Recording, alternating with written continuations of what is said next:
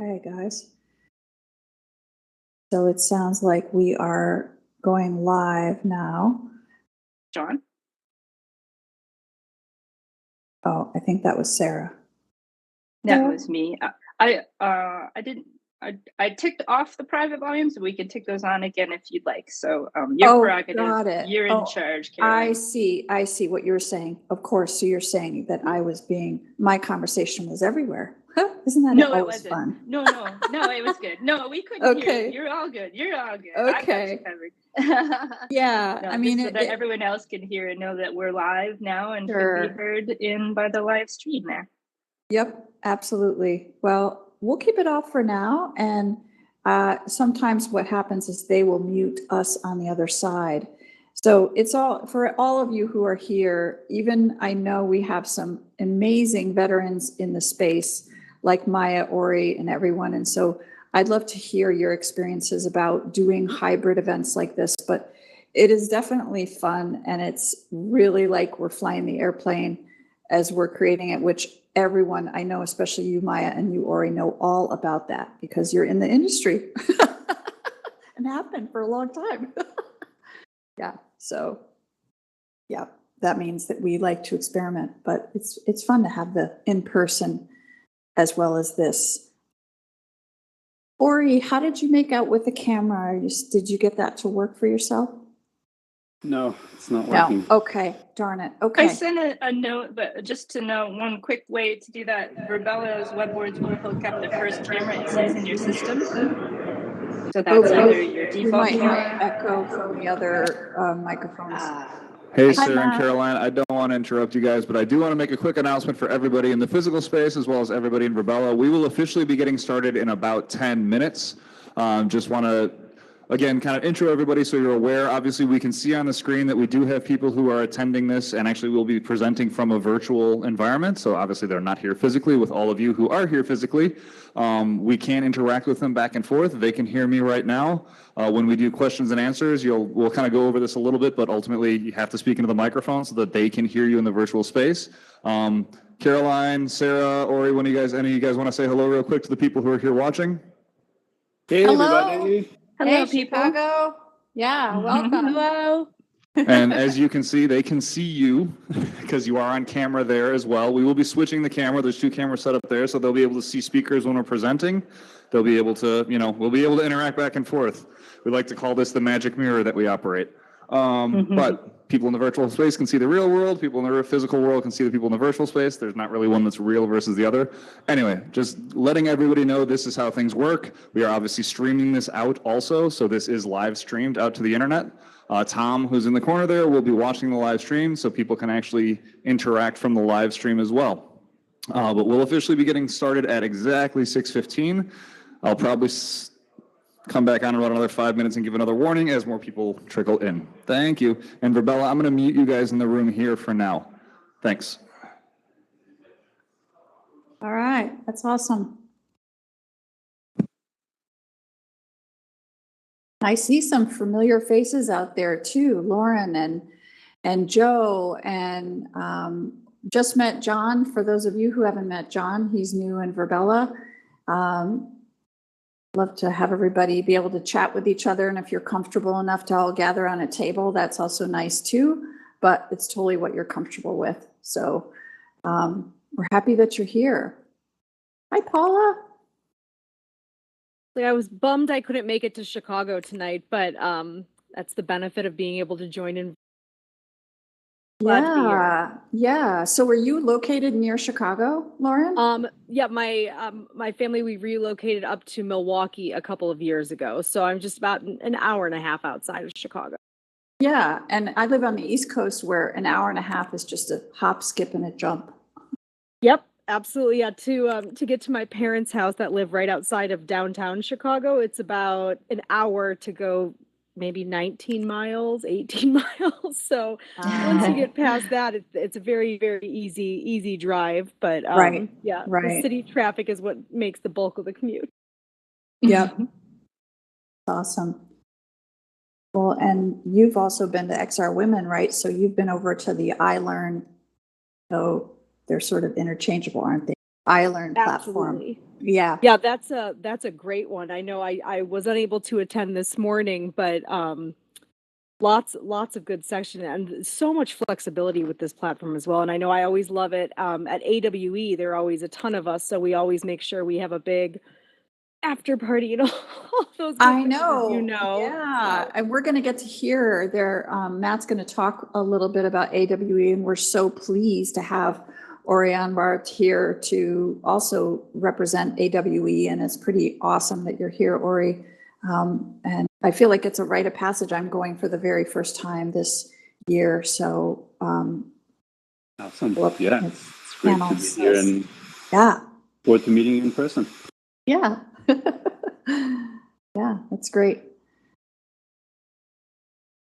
So if anyone has any questions here before we get started about anything that is in terms of sitting or standing, I'll go through some tips in a little while when we get started, but feel free to shout out if anyone's confused about anything. I do see a question. Is that you, Joe? No, who's there? Is that Joe? Yeah. Oh, yeah. I thought you had a question, Joe. So your light bulb. Healthcare people down. here. I don't know. Is anyone in the room in the healthcare industry in any way? Oh, well, Joe is definitely. I am definitely. You said healthcare? Is that what you said? That's what it said in the chat from Joe. Oh, yeah. Just got my Sorry. headset working here. Ah, cool. Yeah. Sorry, Joe. Yes. We've talked before, and yes, you're going to be at the VH. What is the name of that conference, Joe? Because I bet you're. I think he's trying to pronounce it IVRA, but it's National VR Healthcare Association. I think that's coming up momentarily. Yes. Oh, neat. Yes, and you know Robin Mulder? Sorry, we're doing a bunch of connection here, but Yeah, we're definitely okay. planning to meet up there. Yes, that's awesome. Well, that'll be really, really fun. I'm interested to hear all about it. So good for you. Anybody else in the room that's working at the intersection of healthcare at all, besides myself? Well, We have a great neighbor in Verbella Open Campus, and Dr. JB. She's an emergency room physician and also entrepreneur. So I'll be sure to let her know. That's great to hear. that's awesome. And next month, we'll talk about this a little bit more, Joe, but specifically for you, we're going to be having an event that's focused on patient-driven health. And I'm excited to be welcoming some folks who have, one is a fully fledged hospital with, it sounds kind of crazy, but there are some patients and they're running it through operating in the United Emirates right now, but and then a couple more medical simulation companies. So definitely come next month. I Oh, look forward to that. Sorry, I'm noticing here that Tony Lopez is having problems with the microphone. That Tony. happens sometimes. Sarah, did you want to pipe in for a minute? Yeah, Tony, I'll send you a direct message with a link to help with that. It's usually a pretty simple fix of getting your mic set to your system default. Testing. Yeah. There you go. Hello, there We you heard are. you. See? Yeah. Hear you just then. My audio's off.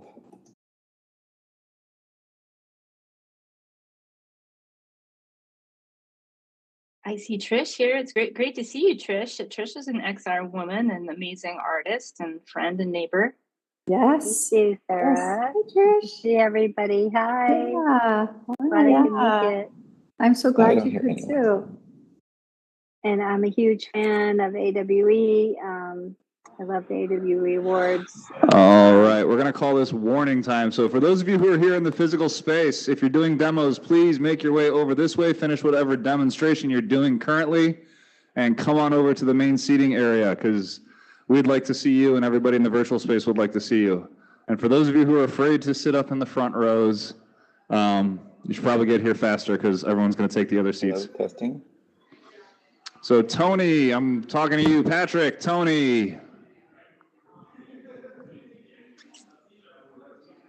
Patrick O'Shaughnessy. Ron. Ron, can you hear me?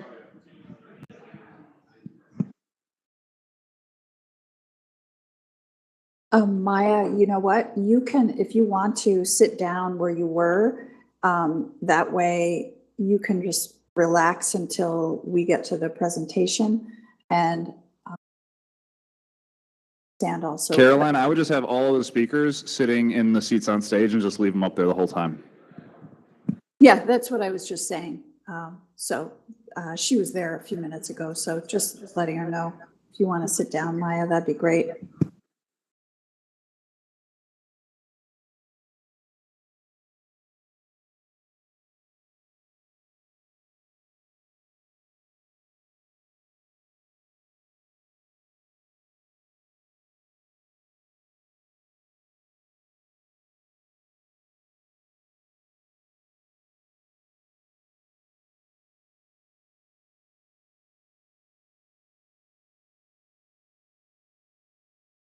Hey, Patrick, come sit here in the front. I need to see you.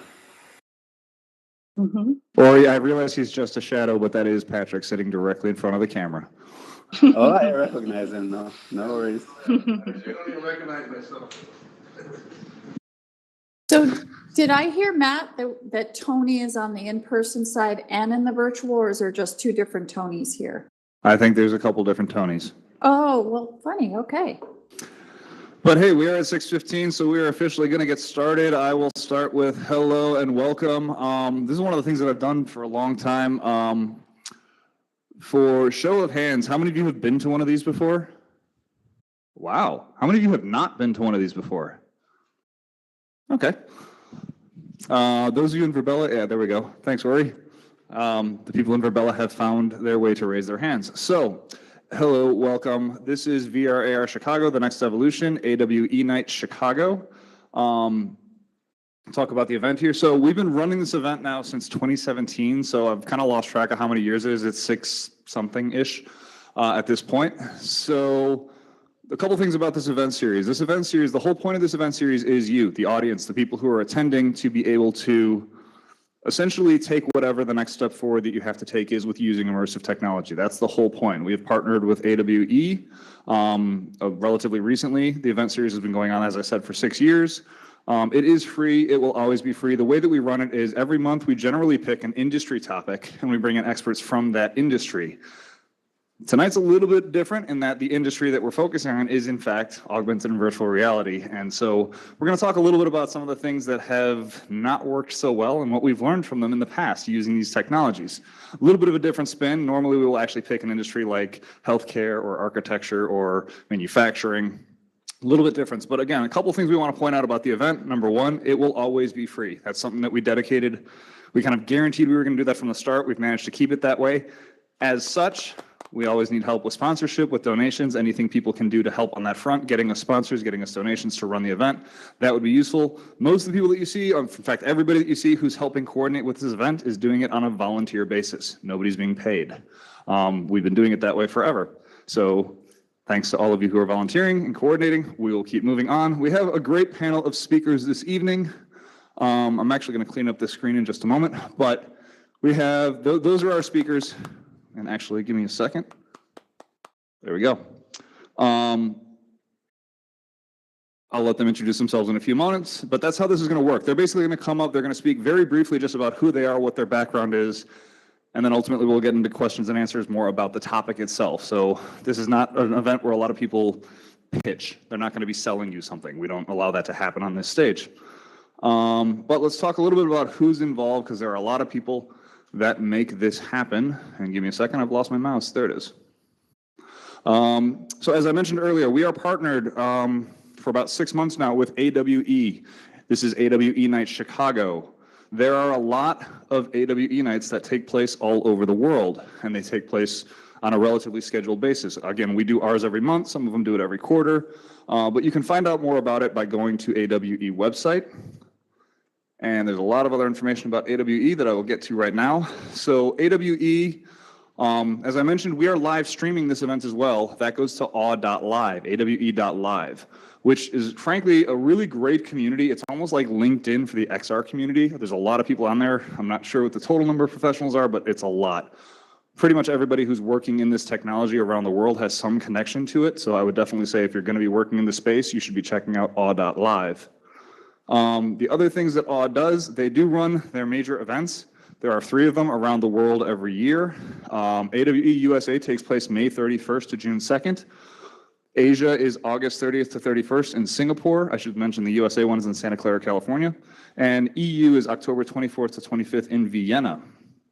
And don't mind me, I have a whole lot of things going at the same time. Last thing, they have a lot of other events taking place on awe.live. Again, we would recommend people check it out. And they also have the Awe Academy, which is where people can attend online live courses, again, about XR stuff, hosted by people in the XR community. So that is Awe, or AWE. The other group I have to point out is VR AR Chicago. So I mentioned that this event started as VR AR Chicago. That's basically how this started. The event series is now called The Next Evolution. Just before the pandemic, VR AR Chicago kind of became a little bit of a bigger organization. They were doing work at trade shows. They were hosting training sessions for folks like Magic Leap. Now what they're doing is essentially live event. Actually, I have slides on this time. Sorry, this is a brand new presentation for me. They do 3 basic things: immersive education, things like this. They will host events. Oh, the slides. Okay, what's going on up there? Apparently, I'm not switching slides. Are you guys seeing the slides switch in Verbella, Caroline? Since I can't see you at the moment. Yes, it says the immersive education. Excellent, thank you. So a couple things that they do. Immersive, I just missed apparently in the live space all the awesome slides, so I'll get back to that. But a couple things they do. Immersive education, things like this. Host events, teach people in the community how to work with the technology. Technology consulting is another thing they do that we've worked with a couple of organizations, just teaching them how to use immersive technology to solve specific problems. We currently have an ongoing engagement with the Illinois Holocaust Museum. And event production. So one of the things that happened very early in the pandemic, we were hosting this event live. We had about 100 people scheduled to be here at 1871 on April 1st, 2020. And then on March 20th, we found out, nope, COVID. So in about 2 weeks, we actually transitioned that entire event into a virtual space. And I think we had about 80 participants on the first one in the virtual space. So a lot of things we will do is we will help companies learn how to do hybrid event production, things like streaming, things like being able to host in a co-located space, stuff like that. And that is VR AR Chicago. And we could use your support, as I mentioned earlier, so donations are welcome. This is, in fact, the Next Evolution event series is, in fact, a registered 501c3 charity. So, because we are promoting education and technology growth. With that, though, we do have some other sponsors who help us out. Bundle AR is, there's actually nobody from Bundle AR here to speak today except for myself. So I will just say Bundle AR. Lauren. Oh, Lauren, do you want to present in Verbella? I'm going to put her on the spot right now. She doesn't even know. I was hiding over here. Give me a second here. Give me a second. And do you want me to put her camera on, or if she can? Sorry, give me a couple seconds. I'm trying to get the right thing on the screen. There we go. Camera off. So yeah, go ahead, Lauren. Can you hear me, Matt? Am I good to go? You're good. We can hear you. I think Matt can hear you too. Absolutely perfect. So again, here from Bundler, and we've been working very closely with VR AR Chicago for years, and this is a wonderful event. It's been great to see how it's grown, and while half of you are in Chicago, the rest of us are in Verbella, and being able to make it so accessible has been huge. But I'm extremely excited about tonight's presentation, because I think it's very important to learn from mistakes from each other, and that way we can all innovate faster and more efficiently moving forward in doing so. And one of the things we do with our platform is we make it so anybody can create their own AR with no code. And so through that, I've been able to make lots of mistakes very quickly and learn from them. So excited to see what tonight is. Yeah, looking forward to it. Thank you.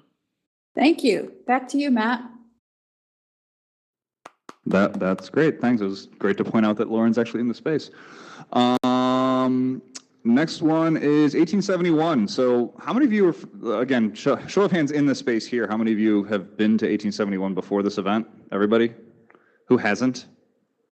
First time in 1871. Wow.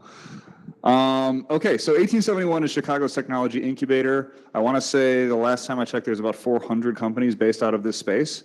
Some of them 100% virtual. Some of them come in and work here as a co-working space. They do a lot of events. They promote a lot of technology. They tie in with the communities, the universities, the venture capital funds.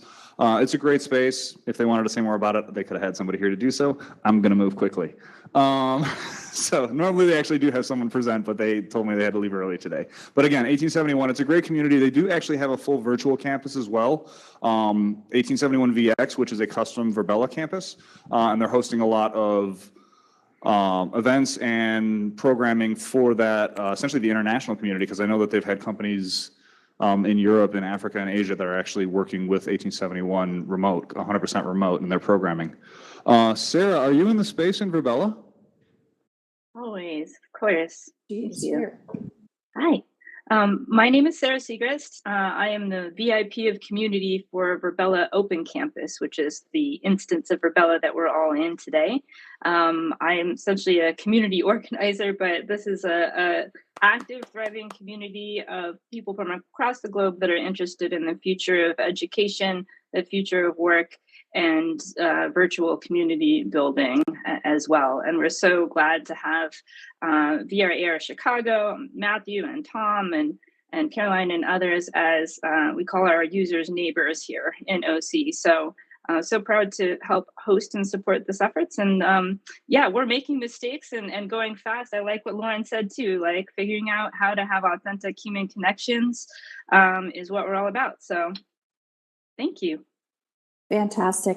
Thank you so much, Sarah.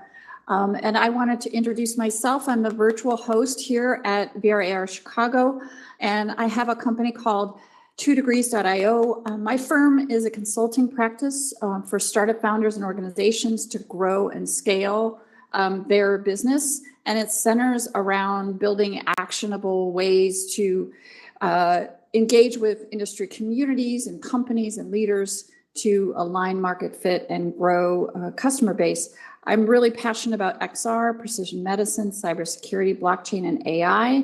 And I'm really committed to building many technical and scientific communities, build sustainable Web3 future, global health equity, and empowering more women to shift the needle of equity in tech and science. Thank you. So I want to go through a few things, and I apologize that I didn't pop my camera on here, but I'm actually going to leave this up right for here because I want everybody to look over to that leftmost screen. There are 3 pictures right there, and you will see the first one is that be aware that there are different screen zooms. So if you look up to the top of your screen, you should see a screen zoom box, and by hovering your mouse over it, it will allow you to actually zoom right into one of 3 screens. So right now, if you were to look up there, you could do it to your leftmost screen, and that will zoom you right in. It's easier to see slides that way. You also have a menu right at the top left. So if you click your name, and it extends out a full menu, and you see that there in the picture, you can clap and cheer and dance, and that's awfully fun to do. Don't be surprised if somebody randomly starts dancing, which is also part of the fun of this platform. And then you also want to be able to make this session dynamic. So please, there's a little raise your hand button to the bottom left. You'll see a chat section in there. You can pop a message into the public chat if you have a question. You can also raise your hand with that little hand button. And then you also have to the far left in the bottom corner is your microphone. And that's lit up for me right now, green. And if you want to speak, then you can unmute yourself. And that's just a way for everybody to really be included in this space. So we ask that if you could just mute yourself when you are not speaking here in the space. You might hear a little echoing that happens sometimes as well if more than one person has their mic open. So I think that about covers it. I want to now actually introduce XR Women. I am a part of the planning team. We have fabulous Sophia Mushasha here, who is a co-founder of XR Women. And they are doing incredible things in the space. XR Women is a collection of over 700 women across a whole number of about 50 countries. And we are we have now, I believe, Sophia, we're now at about maybe 200 or 225 events that we've actually held. Each week on Wednesdays, we meet in iLearn, and we also do field trips across a multitude of different worlds. We have hundreds of industry experts in XR with experience in all aspects of immersive design and development, representing many leaders at Fortune 500 companies. You know, connecting, mentoring, and advocating for diverse talent is what we're about. And I just wanted to share that coming up at the end of May, we will actually be presenting with a special event at AWE, the XR Women Awards. And that's really going to be an exciting way for us to celebrate the leaders in this space. So yay to XR Women. I'm really proud to be a part of that group. Yay to XR Women. I concur. Yes. Yes. Okay, back to you, Matt. All right, couple more people to recognize really quickly. We have a lot of partners. I'm just going to thank our community partners. We have Vanity. I'm not sure how many people saw this before. I'll speak about it in a moment, but there is an NFT associated with this event. I would suggest for those of you who are into NFTs, you would probably want to collect it. What's going to happen is that NFT is proof that you were at this event tonight, whether here physically or in virtual space. The only time you can ever get it is tonight. And at the end of the year, we will be doing a giveaway. And it's going to be drawn from the people who have the NFTs. One NFT is going to be the winning ticket, and probably end up giving away a VR headset, something like that. But just be aware. So that's Vanity, and I'll speak about that again in a minute. We have other partners, NVZN. Ron, where are you at? Raise your hand. There he is.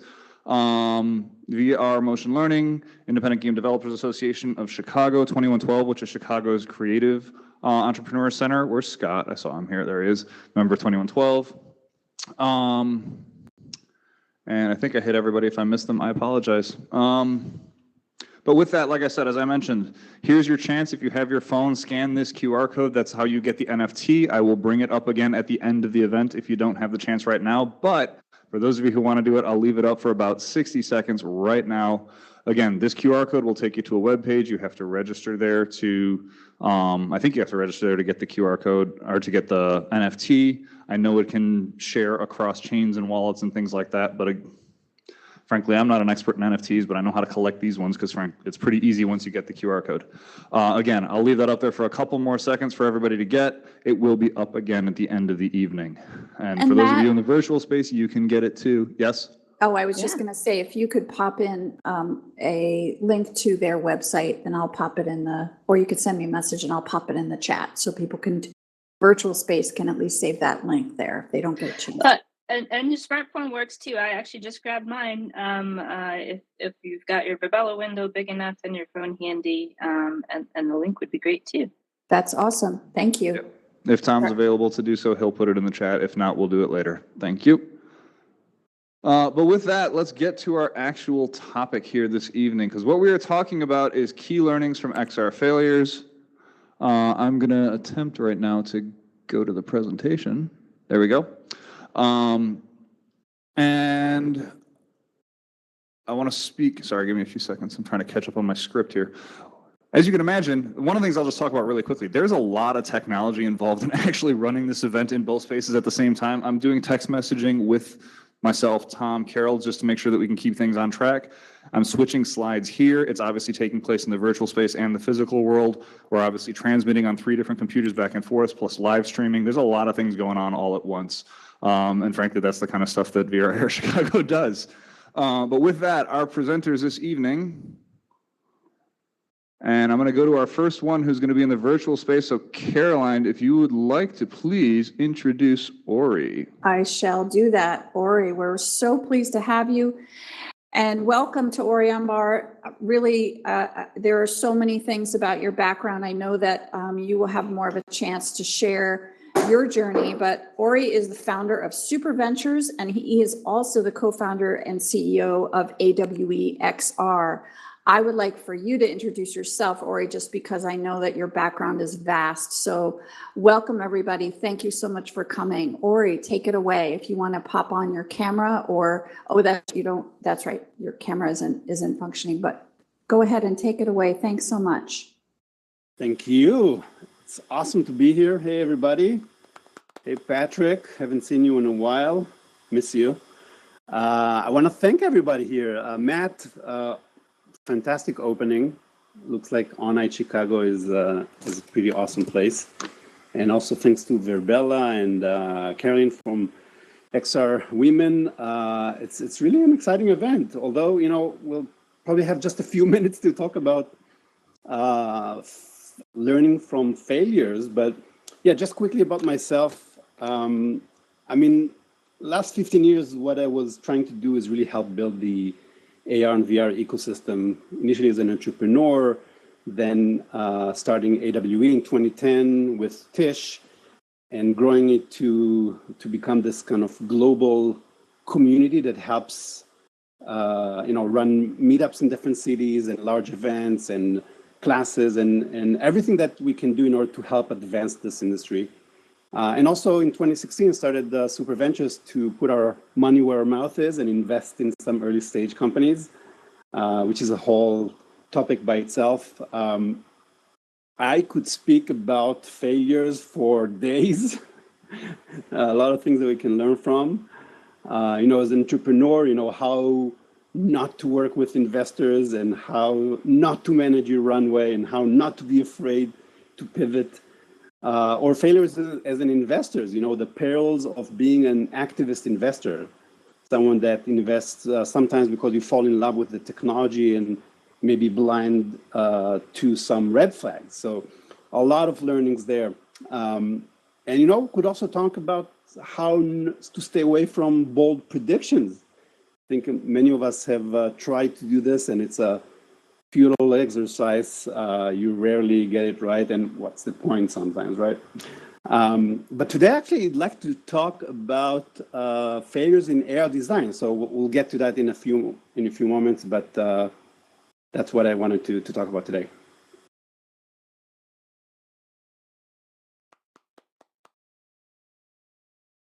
Still have just a little bit of time if you want to start diving into that a little bit. That'd be wonderful.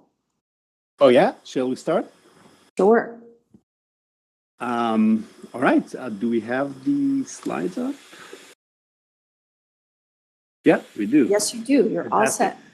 All right. So in order to get started, let's travel back in time to 2013. That's 10 years ago. And if you go to the next slide, it's this obscure Twitter account named Lex Ardez, which posted just 3 tweets. Anyone knows who Lex Ardez is or was? No idea. No? No idea, huh?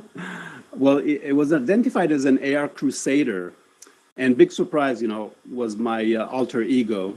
You know, after about 6 years of designing and, you know, building AR experiences, some of them with Patrick, which is here with us, I was frustrated that a lot of the AR experiences out there were not killing it, you know? So I put together these kind of simple rules. Some would say even trivial rules. Yet, again, many of these AR experiences didn't follow those basic rules. And, you know, sometimes they may look awesome on videos. Some cases, you know, people may try it for a few seconds, but a lot of the experiences that we saw back then were not used by a lot of people and definitely not for a long time. And a lot of it is still true today. And that's why I think these lessons may be relevant for us today. And why did people not kind of follow these rules intuitively? I think, you know, this transition from the 2D user experience to a spatial user experience is dramatic. We all know that, we all have seen it. But with AR, you can get it wrong very easily, especially, you know, when you get enamored with the latest shiny object, you know, the latest AR technique or platform, and you take advantage of it. Sometimes you abuse it, and that can create missed opportunities. I would want to argue today that you know, tech advancements sometimes should be evaluated before you use them. You know, and what I want to do next, you know, after we talk a little bit about these rules, is to walk you through some of the innovations that happened in the last 10 years and see how some of them were helping with better AR experiences and some of them actually were hurting. But first, let's look at the tweets. Oh, I see you have it there, up there. So, or excuse me for a minute, and we have just about a little less than 2 minutes left. We have about 90 seconds. Okay. Yeah, I realize it's going to be very short for this. Okay, so the rules, very simply, starting from the bottom on the screen, actually. So the first one is that AR must emerge from the real world and relate to it. Sometimes, it's obvious, but you see a lot of experiences back then and also today that are just slapping some content on the real world. And that's sometimes missing the point. The second rule is that it must not distract you from reality. In fact, the AR experience should make you more aware of what's around you, of what you're looking at. Otherwise, if it's completely taking you away from your current presence, then you should maybe use VR for that experience. And finally, AR interactions must be superior to any alternative that you have. Or in other words, if you can do something on a PC or on a mobile device or in VR, do it there. Don't force AR into that experience. And I think the best AR experiences are those that you can only do in AR and not in any other way. And that's where AR really shines. So let's look quickly at the next slide with the some of the innovations. So how much time do I have? Minus a minute? About 25 seconds. All right, so maybe we use it for the panel discussion or some other time. But here you can see some of the major innovations in AR since 2009, and you can see that some of them really helped create a whole new thing that was not possible before. But sometimes people abused it and were kind of not following those rules. And again, I think if you look at, let's look at the last slide here, which is really the conclusion. And the conclusion is that always helpful to know your history. Look back at some of the experiences from back in 2009 and 10 and 11 and 12, where a lot of things that we can learn from. And try to follow the 3 rules. Really simple, but it's insightful once you start using it as a litmus test. And again, maybe the biggest point here is that we should not abuse the latest tech. You have all of a sudden this LiDAR-based AR. Does it really improve the experience always? Or maybe can it create a point where it's so easy to create an experience that you're really losing the audience? And the last point, which is kind of where I think I failed, and even with Patrick and a few experiences that we built together, that you follow the rules, you create a really amazing AR experience, but it's so amazing that it's too much. It's overwhelming, and in some cases either the hardware cannot support it, or maybe the users do not want to go through the hassle of holding the phone for minutes on end and kind of trying to go through the whole experience. So in a super quick nutshell, hopefully that helps a bit, but again, happy to talk more about it later on. That's awesome. Thank you so much, Ori.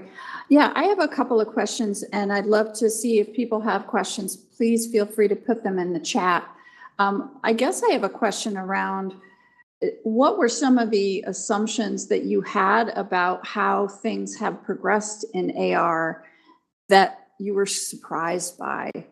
Maybe it's the adoption, maybe it's the complexity of those experiences. And as you said, that they can fall short if you're not following those best practices. But I'm curious about where was that a couple years ago? And I only say a couple because things have moved so quickly. Curious about that. A lot of big changes happened. If you can imagine, Patrick and I created some AR experiences where before you had AR on mobile phones. So you had to use a webcam on a computer. That was the time where people would print and then point this paper to the webcam and see an AR experience, like trying to peek around the page to see what's going on. So, but then, mobile AR happened on the iPhone initially and then Android phones. And with something called NFT, the other NFT, natural feature tracking, which all of a sudden allowed to use any image as your tracking image instead of an ugly code. And that was incredible. That was really the first time that you could follow the first rule, which is create an animation, create an experience that emanates from that initial image, whether it's on a package of a product or a poster or magazines and things like that actually you don't have to print, right? So that was a huge one. But then you had something like Orasma, if somebody remembers, from 2012, where it was super easy to place a video on any image in AR and kind of run that video. And people were just posting random videos on any image that did not relate to it. And that was so easy and so bad at the same time. I think later on, if we jump forward to 2015 with face filters, which Snap introduced, I think that was an amazing piece of technology, and that's obviously what made AR to take off, because we're all used to pointing cameras to our faces. It's relatively easy to augment your face, and in the selfie generation, it was just a huge success. Yeah, yeah. Well, that's great. I think we'll keep it there. Yeah, no, thank you so much, and we will have a combined Q&A after the speakers go again. So thank you, Ori. So appreciate that. And Matt, did you want to announce a little bit of a switch in order here? Yeah, so as things always happen in live events, we have one speaker who has to move very quickly. So we're going to literally jump to who was going to be our last speaker right now. So apologies now, as you're going to see me advance through the entire presentation very quickly to get to Maya. But if you want to introduce Maya while I'm doing that, go ahead. Sure. Maya, please join us up here at the stage. Maya Georgieva has had such an incredible career, and I'm thrilled to have her here today. She's the Senior Director of Quantum Innovation Hubs and X Reality Center at the New School in New York City. She is a consultant, a keynote speaker. She's involved with countless different platforms and projects. And really, we're so thrilled to have you, Maya. Please do share some more about your background, and we'd love to hear your thoughts about failures and things we're learning. So welcome, everybody. Thank you so much, Maya. Thank you. And thank you for making sort of these arrangements. As I will be speaking, I do a lot of things, but I also have really the privilege to work with the next generation, I think, of storytellers, designers, and really technologists in this field. I am leading the Innovation Center at the New School and Parsons School of Design, with our XR lab being actually the founding lab in 2017. So we've been around, and you can advance the slides. And I'm going now to just make sure that everybody understands, because I have to return to the next generation shortly. And even forward. And so we are based in New York City. Parsons School of Design is the #1 design school in the country, and we've been exploring the intersection between design in just architecture, fashion, and really even sort of ethics in the context of XR, MR, and VR. For the last couple of years, we kind of serve as a hub for innovation in our space. In looking at those emerging technologies, and really thinking about both in the context of immersive learning, both as well as in the context of design and just really human-computer interaction experience in the context of research and partnerships. Our students thrive on actually getting to meet industry partners and obviously actually join them in various opportunities. So it's an amazing opportunity to work with them. So you can advance next. And the other reason these are some of you may be familiar with the school and some of you may not, but yes, we also have Parsons Paris in addition to that, but very much in the context of fashion, as one would have imagined. Go forward, please. What you see here is me as an avatar just before, actually, just as the pandemic hit in, and it doesn't translate necessarily on the flat screen. And next to me, all these are the projects that students are creating, and so that's really the most important part, is to get them to build, create, and really be passionate and interested in doing work in the industry. And you can go forward. And Maya, we have about 2 more minutes to go. Yeah, so you can thank you advance. so much. So these are our labs, and some of the things we do. We put our students in the context of hackathons and design jams, and really working on real problems, and really testing what they can create in this context. That's the most important part. Advance to the next slide. And some of the content we've created just spans over worlds and social spaces and galleries, and just experimenting with just about everything that's out there. That's part of the fun of actually working with students, both undergraduate, graduate students, PhD, who are interested in understanding and knowing more. You can go forward. My playground is working in 2 particular courses: mixed reality, and you can go further one. It should be, and also the immersive storytelling course, which is the largest immersive storytelling course in the country. 100 students every day. Just this, actually, just today, Wednesdays, when we get together and do things, and then we end up with 20 immersive projects at the end of the day. So my next go forward.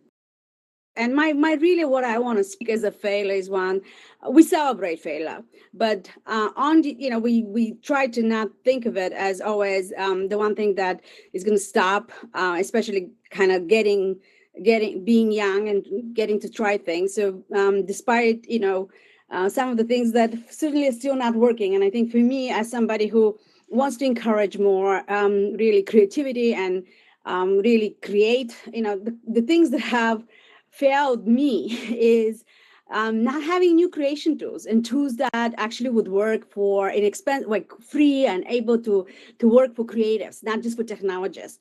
In order for us to create better AR and VR, we actually need to bring the creators. They have to think about design, think about design, not just the way we do mobile and things on flat screens, but things about immersive design. So one of my constant thing is creation tools, so actually that people can create. Funding sources for creation tools. I think as an industry, we failed to find more opportunity to fund really content, immersive content.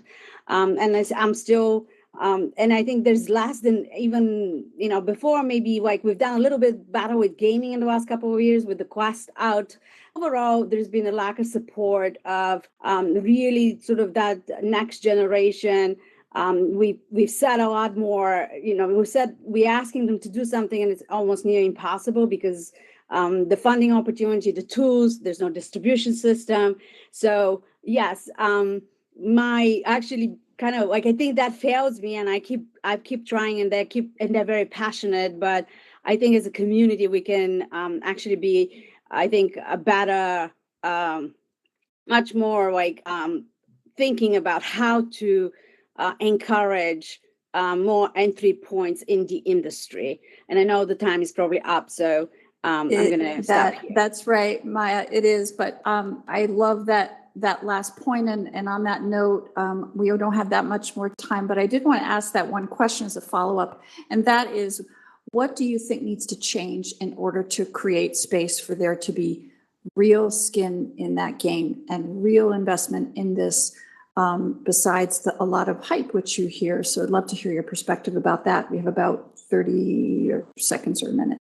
I mean, I think the distribution system is fairly, we have two channels, several app store. And so for the content to be shared, it's really still quite painful, actually, in terms of just sharing content and free, being able to share content the way we share on other forums and apps stores. So I think for me, the distribution system would be would serve us better, but even more so tools that are more visual and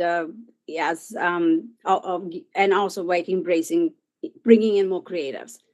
I think that every company has lots of developers, and I'm going to argue you need more designers and storytellers to make all this work.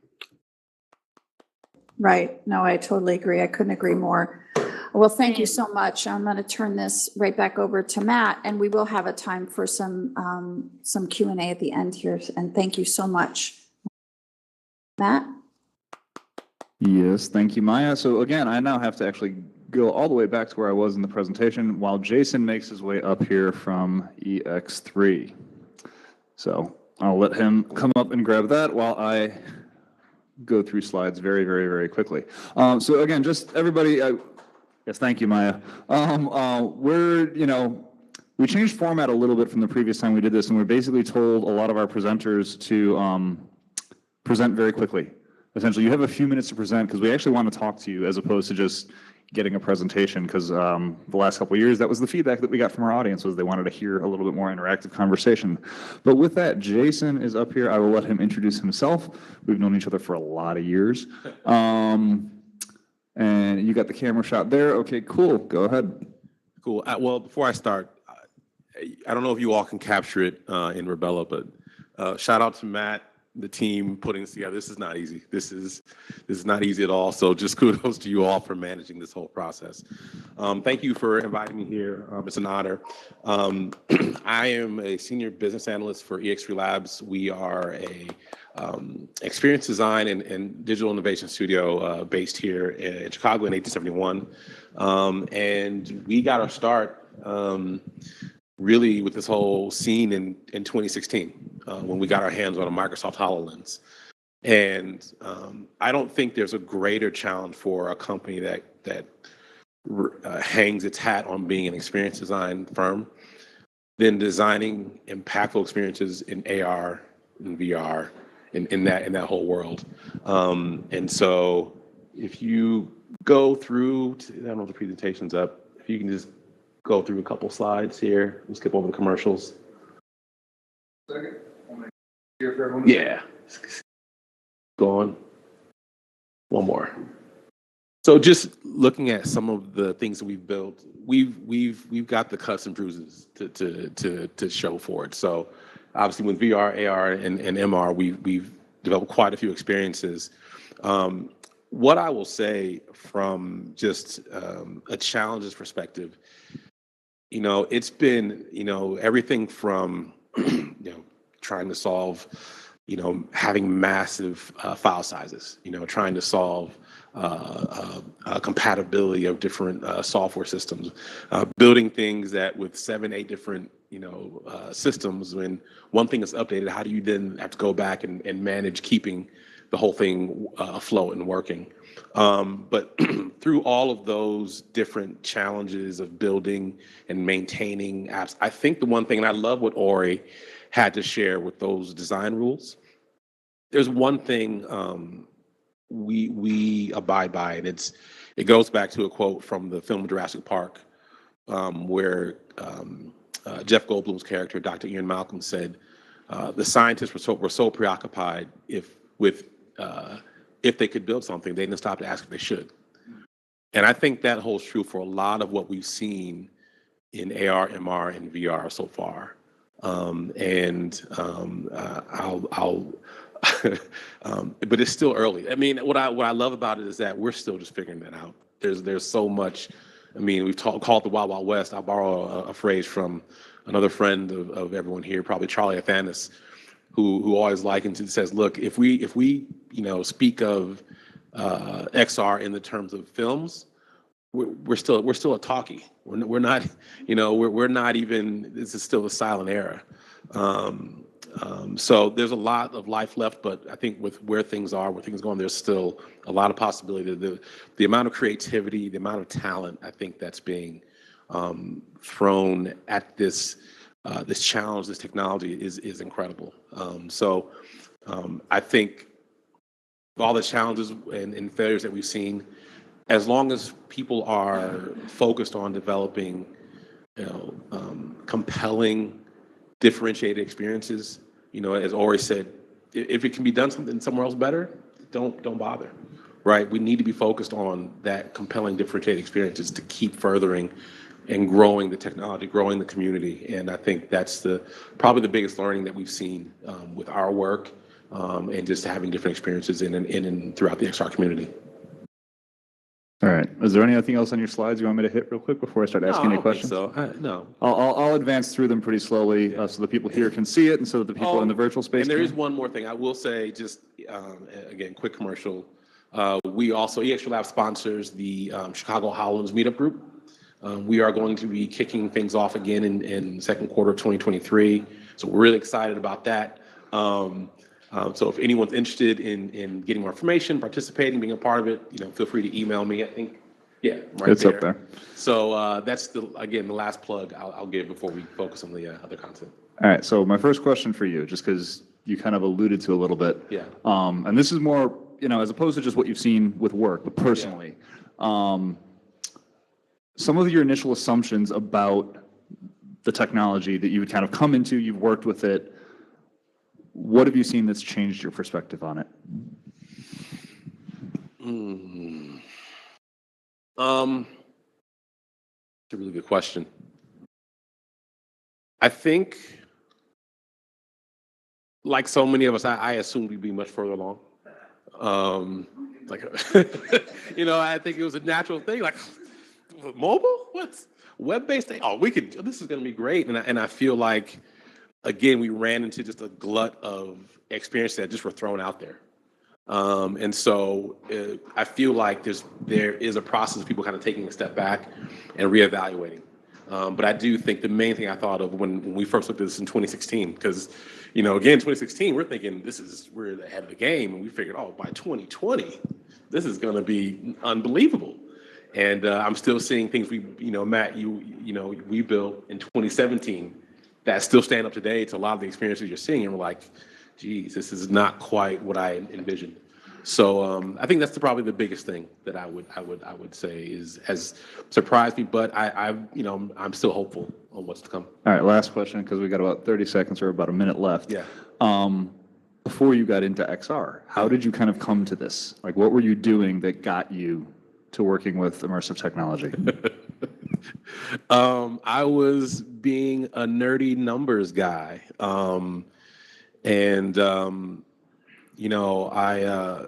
When I saw the power the technology had to, like I said, from us, when we think about experiences, to provide experiences that could, bring out emotions in people that you just couldn't see through any other type of medium, I said, this is incredible.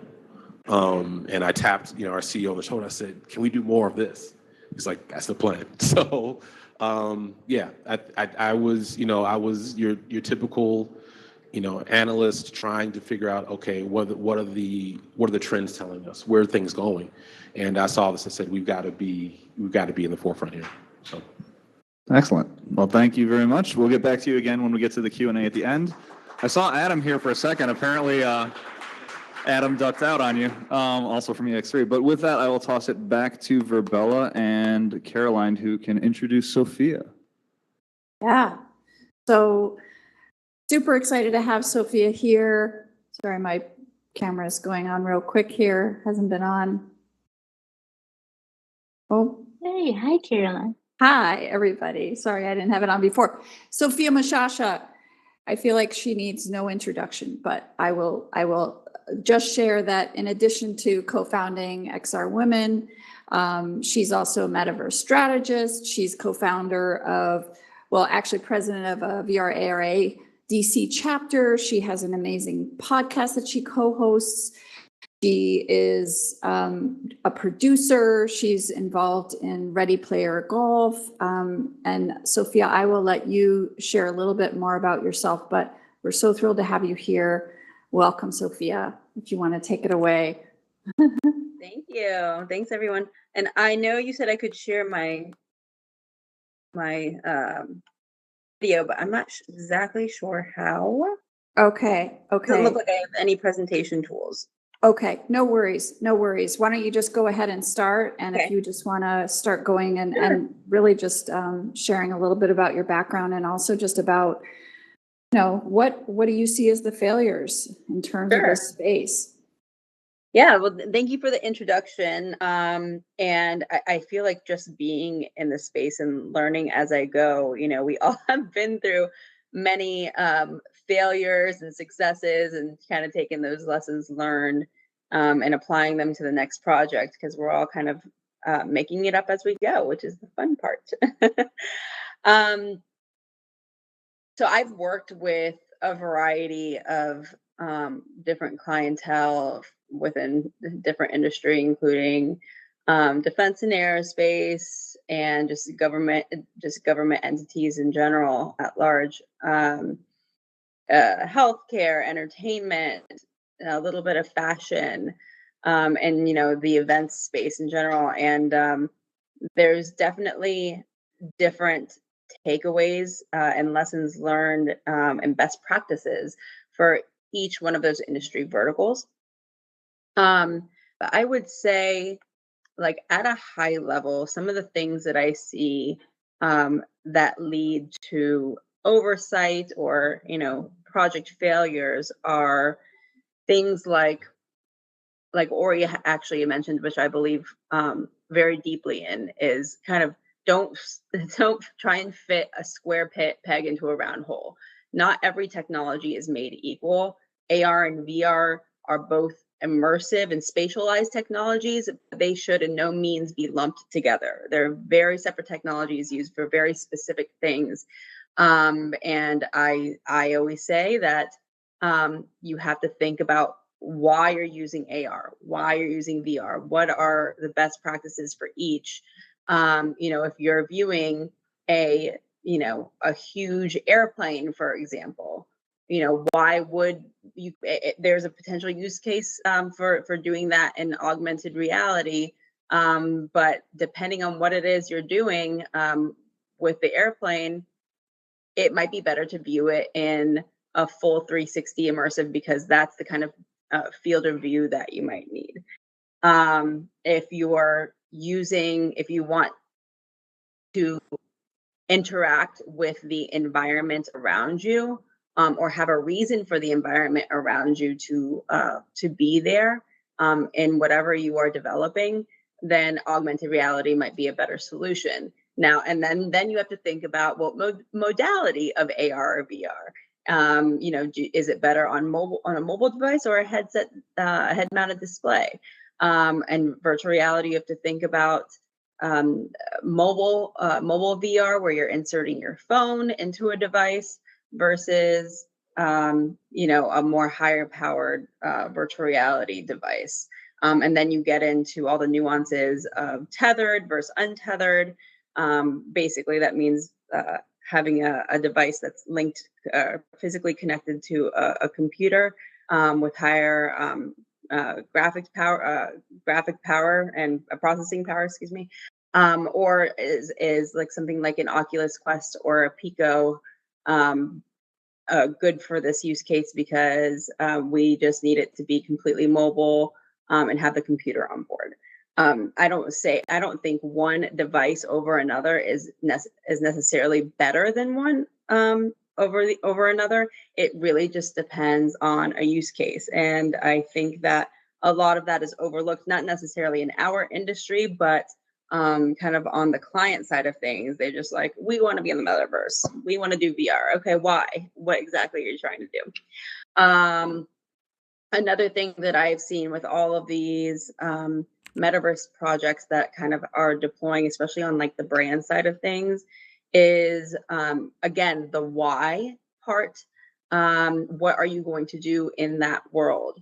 What is the value add from being in there? How does it potentially even link to the real world and the physicality, and how you can kind of bring the value of those two aspects of the brand together.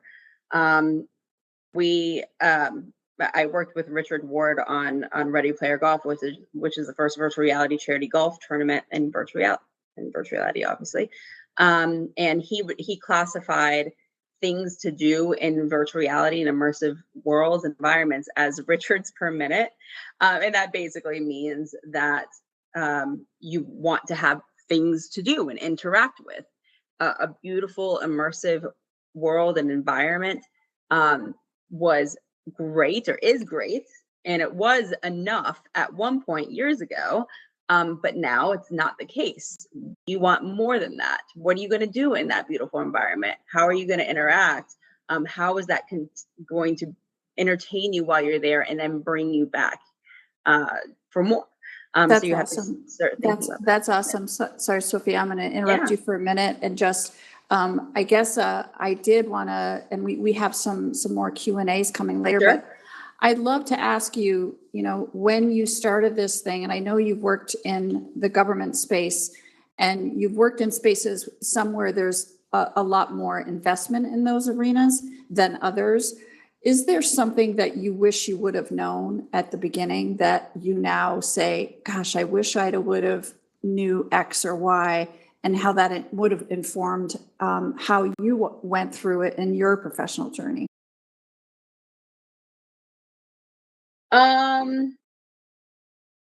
I guess in general, good rule of thumb is kind of meet the users where they're at, right? There's a lot of amazing things that we can do with this technology, and we being in the industry know this.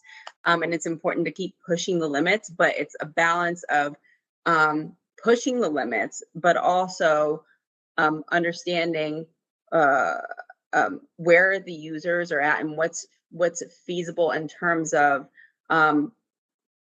what's going to grab the user's attention and actually make it a value add for them, and not have to make them work at understanding what to do, how to use it, and all of those things. So even the baby steps can be very huge and a big success. In fact, probably sometimes even more than these more like kind of crazier one-off, like far-fetched type of projects, right? Those are awesome, but we want to, again, keep the users in mind, the common consumer, where they're at, what they're going to understand. No, I really appreciate that. And that's great feedback too, especially given what Ari had said about, doing things that make sense, and these baby steps. And like we heard before, we wanted to be further along than we are. So yeah, no, that's awesome. Thank you so much, Sophia. We'll have a shared Q&A at the end, and I'll turn it back to you, Matt.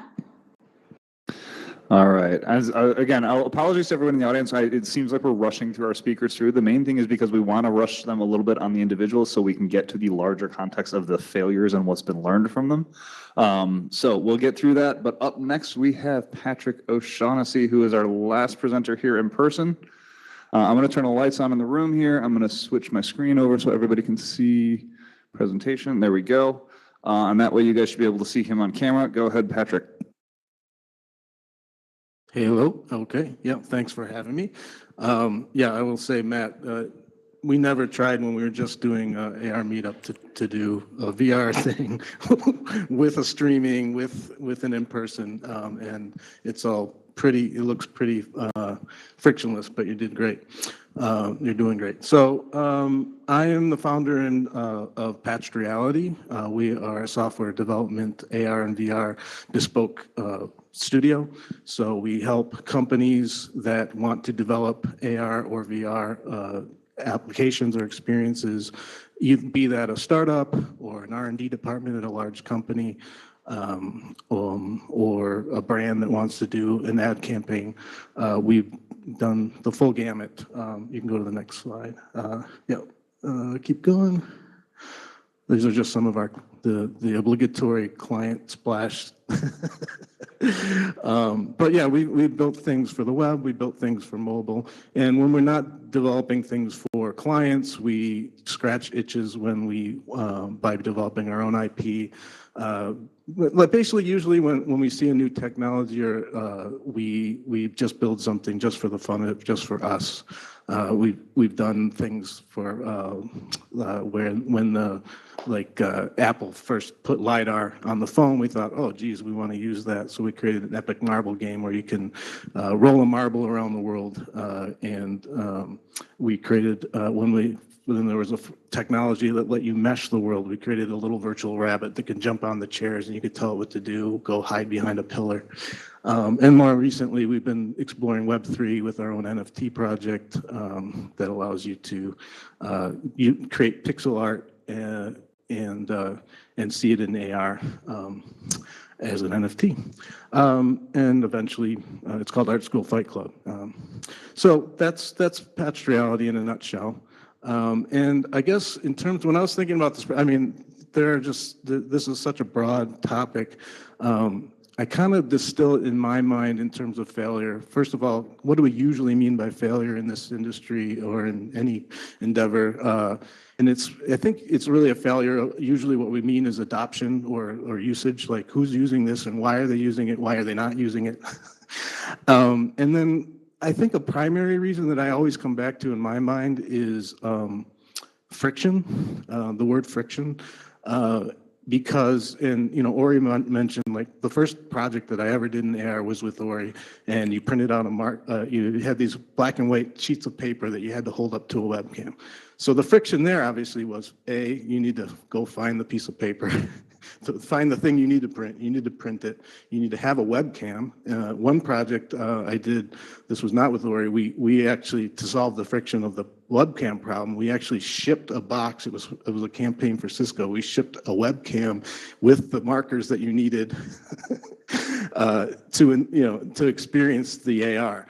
And so I think you just have to, a lot of it is just, a lot of the friction just is because the technology is usually not ready.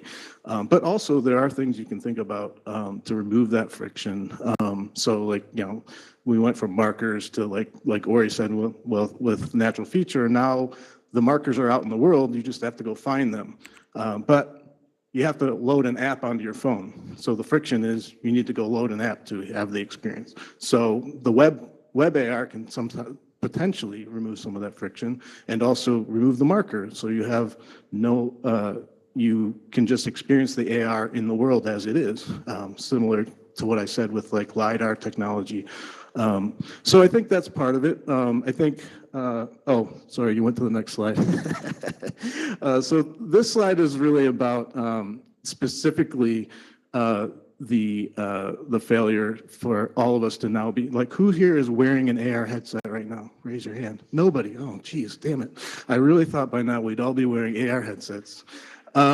So this is me picking up my Google Glass back in, when was it, 2013?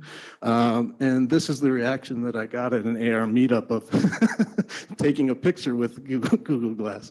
And I would say, coming back to the theme of friction, the friction here was one of fashion matters. People care what they look like. I obviously didn't. So I wore this to like a beer festival or, just around town. But the friction there was people are not used to having something that looks weird on their face. They don't look like glasses. Also the friction of privacy concerns. People don't want you wearing a camera and there's this red light on your face. Are you recording me right now? What the hell are you doing? But I think a lot of it with the reason we don't have AR headsets is it's just really hard, I keep thinking Apple's going to release it every year, right? We all think that, and they haven't yet. HoloLens was probably the first AR headset where I felt like it was actually experiencing AR. But even that, they're about to shelve it as far as I can tell, HoloLens. Yeah, as I say, you want to keep jumping through your presentation because we're going to run out of time real fast. So the next, I just want to touch on, this is, again, I mostly just chose these slides because they show cringy photos. But this was my actual business card back in 2007. Was it 2000? Yeah, I was working at a startup doing virtual worlds. And the friction, of course, with virtual worlds is we're asking people to embody an avatar, and people don't really think about embodying an avatar on a day-to-day basis. And I think, and obviously that comes back to today's metaverse discussion. It was like, oh my gosh, it's virtual worlds all over again. I think this time we may have a little bit of hope. There's a glimmer of hope because I have children now, and their first social interactions have happened in 3D worlds, in Minecraft and things like that. So maybe it's a generational thing eventually. the adoption will come. So anyway, yeah. So I was actually I'm gonna interrupt you, and I'm gonna throw that question at you because you kind of touched on it. Do you think it's a generational thing of that? Like, okay, so there was this friction 18 years ago. Frightening to think of that. I know, right? There's this friction 18 years ago of people embodying an avatar. Yeah. But now almost anybody, or I won't say almost anybody, a lot of people, grew up playing video games, grew up embodying avatars. And so, that's just something that they've naturally done. Yeah. Both just themselves in video games, but also, in social interactions. Apparently that jumped the slide somehow. No, that's fine. But the point there is, do you think that friction is now going to go away because of that? I don't know if it necessarily will. It's hard to say. I mean, I think, I always come down to, which is why I've always been a little more enamored of AR than VR, and I keep waiting for these glasses, is because I'm talking to you, you're standing there. VR, like a virtual world, is not that. It's I have an avatar that's looking at an avatar, and I'm puppeteering it. So, obviously you can have a situation where you have a VR headset and you are looking first person, and they may solve some of that friction. But then you're closing out the world. So I don't know. I mean, again, I look to my children. They spend a lot of time in these 3D worlds, so it might seem natural to them to continue doing that in a business context, for instance. So I'm going to throw another question at you now. I'm going to push on this topic a little bit. So we all, during the pandemic, I imagine most of you were show of hands, used to being on Zoom cameras for multiple hours a day. Mm-hmm. Yes. Okay. How many of you tried an actual avatar environment for meetings, so that you were interacting with somebody, but not necessarily directly on camera? Nobody? None? I see one. Yeah. One sort of. Yeah. You? No. Anyone in Verbella? Yep, we got I a see couple Ori and I see here. Caroline. Yep, Right and now. Trisha as well, yep. And so I'll say one of the things that, and again, I'm sorry to get to editorializing here, that was a big thing. Like, I actually did a lot of meetings in Verbella. Okay. And if there's one thing it solved, Zoom fatigue, which is basically, I know I'm on camera, so I'm aware of my own presence the whole time. Being able to do those meetings, you can relax a little bit. Yeah. You still have a presence there. You're still almost interacting with somebody. It's kind of weird, but you were relaxed. Last question for you, and then we're going to get to the whole group and really start talking about the failures and dig in on that topic, which is, and this is the fun one. What's that? What did you want to be when you grew up, when you were a kid? When I was a kid? That's hard to, well, I mean, honestly, if a kid counts as being in college, I wanted to work in VR. I mean, honestly. But before that, I had an Apple II, so I knew I wanted to be involved with computers in some way. So this, yeah, basically this is what I want to be. All right, Jason, come on back up here. We're going to be in 1871 talking to all of you fine folks. So we're going to get into the big Q&A at this point, and there's going to be a lot of topics that we want to hit, so I'm going to jump through all the slides real fast. The way this works, just so you guys are all aware, we have a lot of topics to talk about. I don't know, I mean, we'll get to audience questions. Normally, this is very much getting to audience questions. I'm going to hand this microphone to Ben so that he can show people in the audience.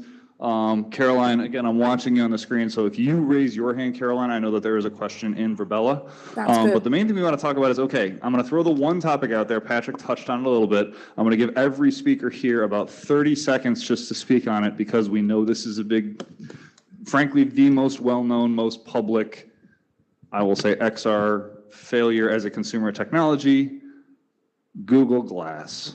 And I'm going to start with Patrick, just because you already started. Yeah, I mean, I talked about the privacy concerns, but there was more to it. I think if you're going to ask people to put a device on their face that makes them look goofy or it has privacy concerns, there has to be utility, and the utility just wasn't enough for a consumer device. I mean, I know that they've had some success in the enterprise. I just think it wasn't a good fit. I mean, I remember when I used Google Glass, the most utility I thought it had was when I tried using it for directions. It was great at heads-up directions, like you could see where it was going. I can't see. 4 seconds. So yeah, I think the learning there was there just wasn't enough utility to overcome the privacy and other concerns. All right, Ori, I'm giving you your shot to talk on Google Glass. Best thing and worst thing that happened to AR. That's what he said back in 2014. But actually, what I would say now is that there's 100,000 Google Glasses in enterprises that are being used every day by workers that are, just improving their productivity in warehouses, in field service management, all sorts of things. So I think the main takeaway is don't rule out things that may seem to be failure from a public perspective. They may actually be very useful and productive. Sophia, your shot. Hear that question, Sophia? I know there was a little bit of echo around Google Glass. Yeah, there was a little bit. Yeah, there was. Could you repeat that for me, please? Sure, it was on the perspective about Google Glass. So my perspective is that it was too early for its time. There needs to be a well-developed ecosystem of hardware, software developers and creators, and then end users, and then businesses that are willing to pay for it. All of these things need to kind of like amount together to create this perfect storm where it's actually going to be a usable product for the mass consumer. So so that's my personal belief of why it didn't work. I can totally appreciate I'm that. going to pause you on that one. We're at the 30 seconds for that one because again, we knew this topic was going to come up. I wanted to give everyone a chance to talk on it. Jason, go ahead. Your shot. What problem or challenge was it solving when it first came out? Right. That was the real question. What for what? And so you just mentioned what was the ecosystem around it? And I think once it's decided, as Ori mentioned, to become, hey, we're a productivity driven product. How can we make people more productive? I think it's finding its niche, and I think again, asking those questions is you got to start there. I'm gonna go with. I'm kind of impressed. There were actually 4 very different topics there. Like that was 4 very different answers about the same technology. Sorry, kind of impressed on that one actually. Okay, so other questions. Again, if you have a question, raise your hand. We have one in Verbilla, actually, Matt. Go for it. Good. Okay, I'm going to let Trisha. Trisha, do you want to speak out your question? Sure, thank you. I've been in this space for quite some time, working in the entertainment industry, and now I'm a full-time artist. And I wanted to see what your input is with consumerism and the penetration of the market. What do you think? Headsets or what lenses are going to work the best for consumers now, because the price point is, it has to be a certain affordability for people to buy into it. You need at least 10 million people to purchase the device before it can actually be mainstream. So what's your prediction? Why don't we throw that maybe to Patrick? You want to start there?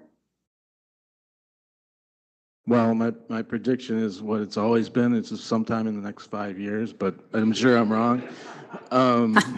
Yeah, I think it's, I really thought it'd be here by now, to be honest. But it just turns out it's just really, really hard to do. There's just so many things. You got to shrink it down to the size of a regular pair of glasses.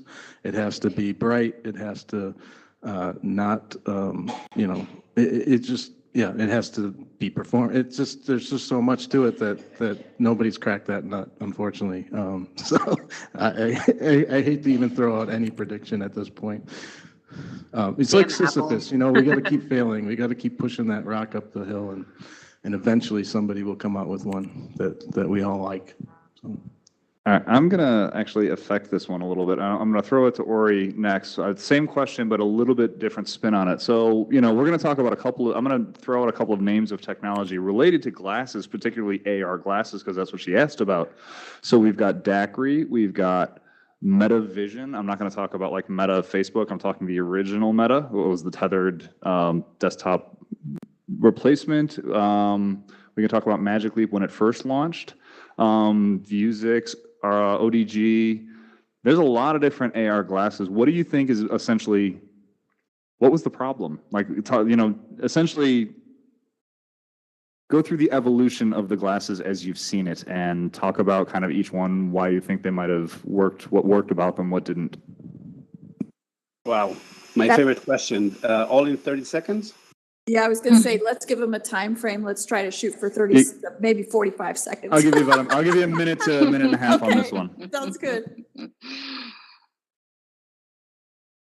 Wow. Some old names, Dacry and ODG, really fantastic companies. But, in each case, it was a different problem.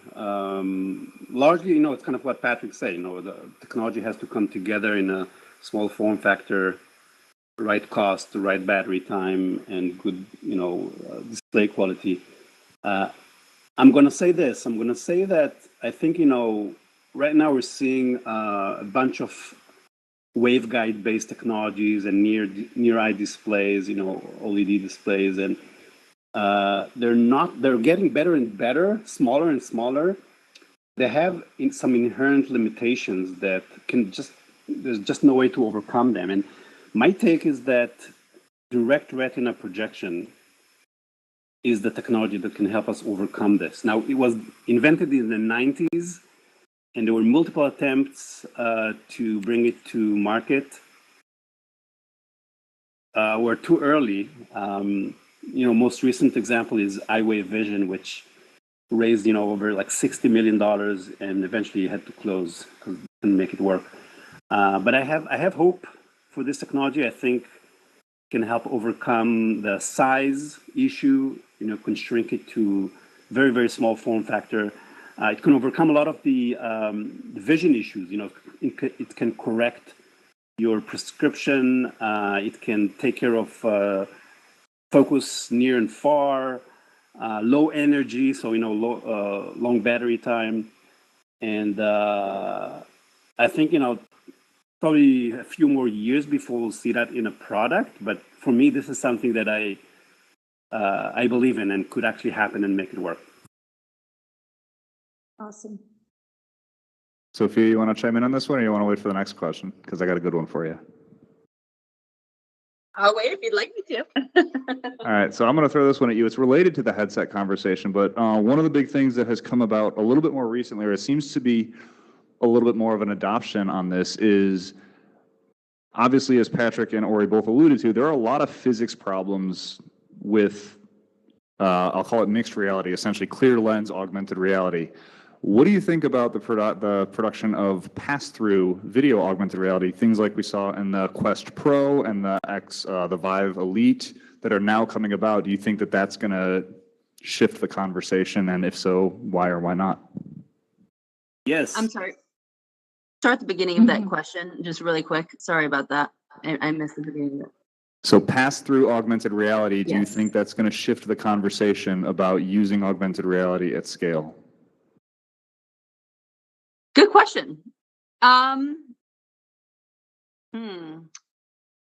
mean, if the devices get smaller and thinner and more wearable, like everyday wearable, then yeah.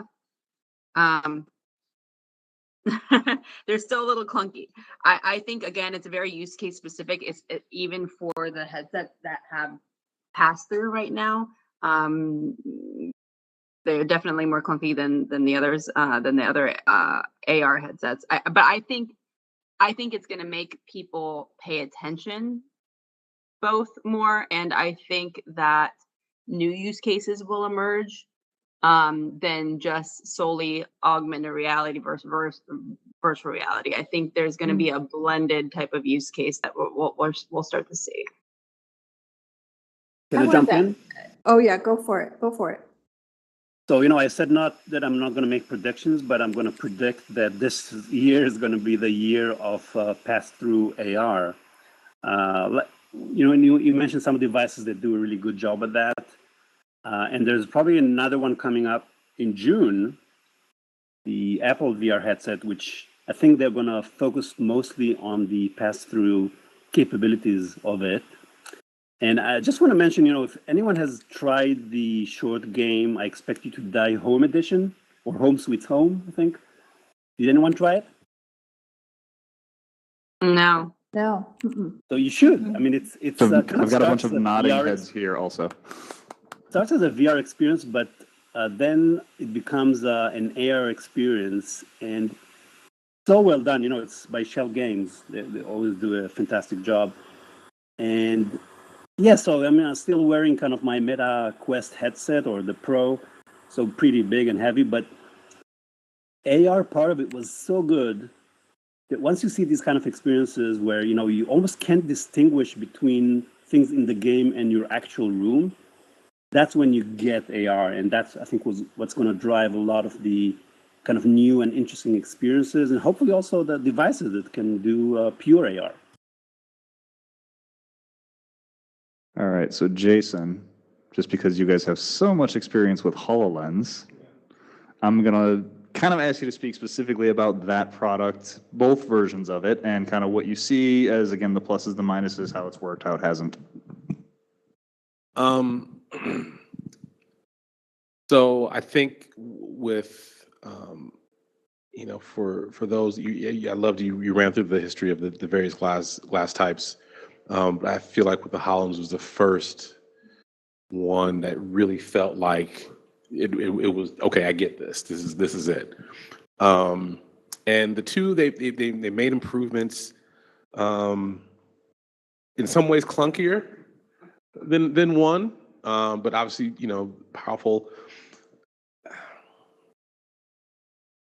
Trying to be. Let me throw this conversationally at you. Sorry, I got to wait for the microphone to turn on so Bella can hear me. I'm going to throw this one conversationally at you. I have this theory about the HoloLens, and I want to hear your thought on it, which is the fact that Microsoft released it just because, at the time, again, we had the ODG, we had the Vuzix, we had some other glasses coming out there, but the HoloLens had a 2-hour battery life, had functional pass-through augmented reality, required no extra controllers. You could interact with your hands. It was wireless. It had an operating system with AI assistant on board. All of this stuff. My thought is that they released that not knowing that it was not perfect, knowing that it was not even a great experience, frankly, but it raised the bar so much on anybody else that was going to release AR glasses of, if you're not wireless, onboard operating system, 2-hour battery life, decent graphics, you're not even in the same ballpark. And that's kind of the thought I had, but I'm curious what you think. I agree, and I don't know if we talked about this before. I think they may have even rushed getting the 2 out, just based off of what they thought Magic Leap was going to do when it hit. And I think they rushed it a bit, and they shortly after that they said, "Look, we're not going after the consumer market. It's going to be a productivity device." But I don't think you're far off with that. But it did.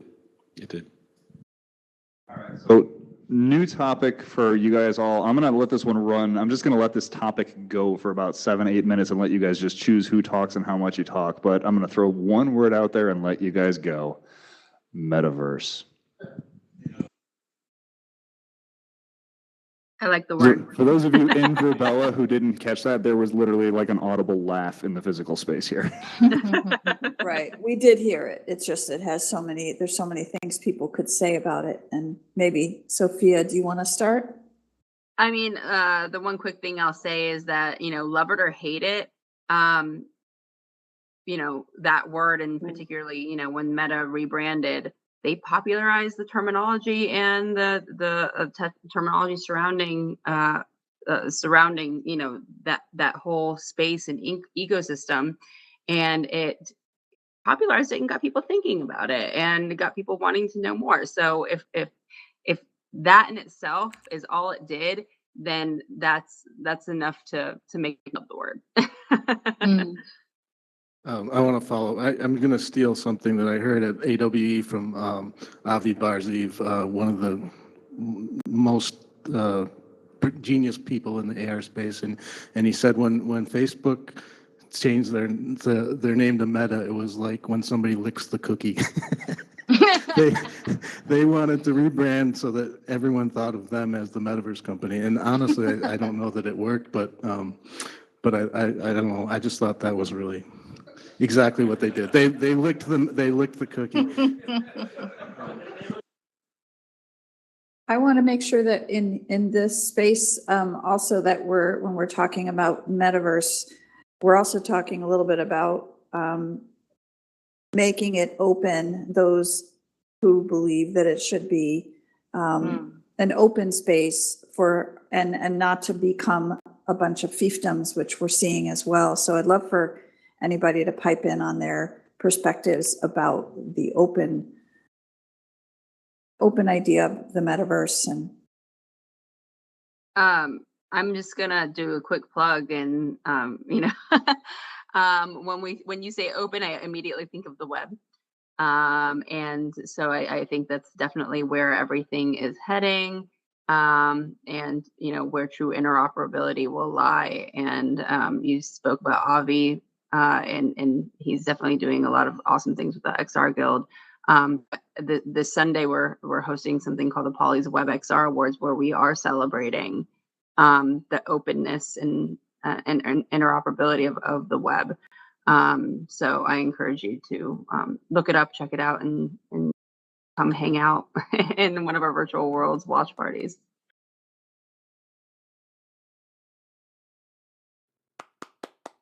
I'm waiting for Ori to come. I mean, you gave a whole opening keynote about this at AWE. Come on, where's your M word?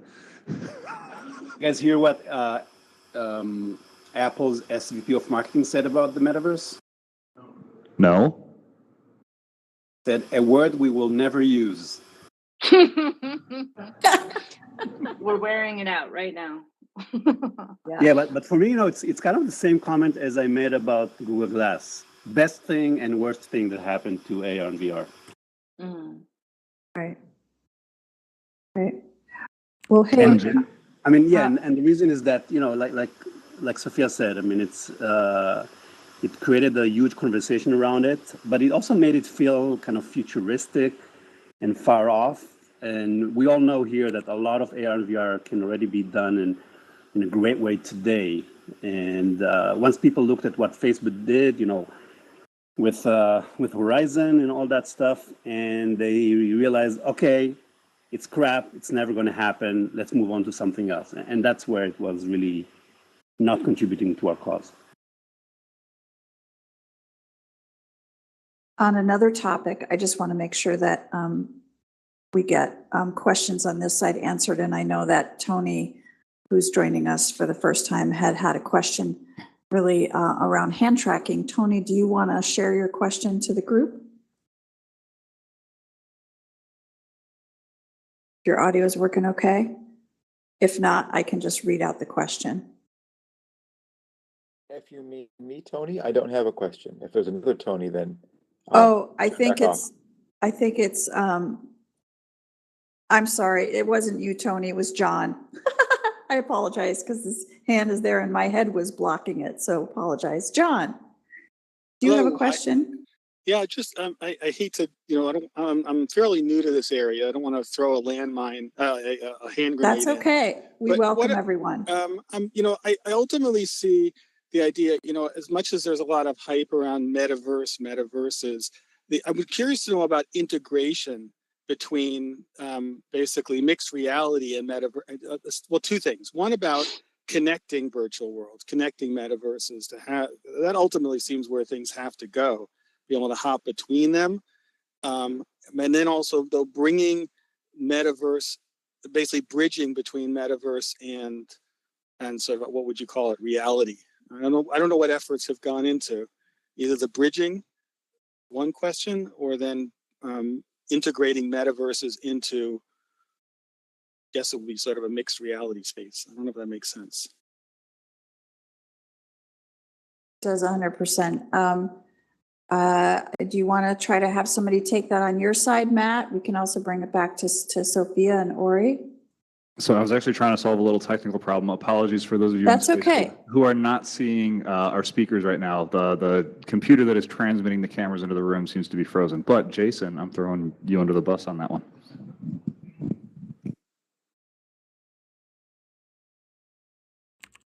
And restate that one more time for me, the question of the Sure. combination of mixed reality with metaverse. Is that the... Yeah, he was thinking about the ability to have them connected, like portals, right? Like going to the ability and where can we make that happen and where is that happening? And there is a lot of that happening, of metaverses connecting. But then another part of his question was about really the integration of the technologies. And that's a broad question, I know, but I think it really speaks to what is happening in that space. And there is a lot happening. Yeah, the connecting of those two worlds has been a hot topic, hot some things people have been in pursuit of. I'll be honest, I'm not too familiar with kind of where things have transitioned to, and from some of the earlier conversations there.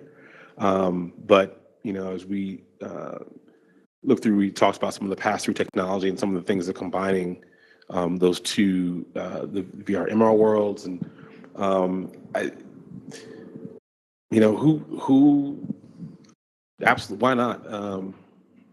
I don't know from a timeline perspective, like what we're looking at on that horizon.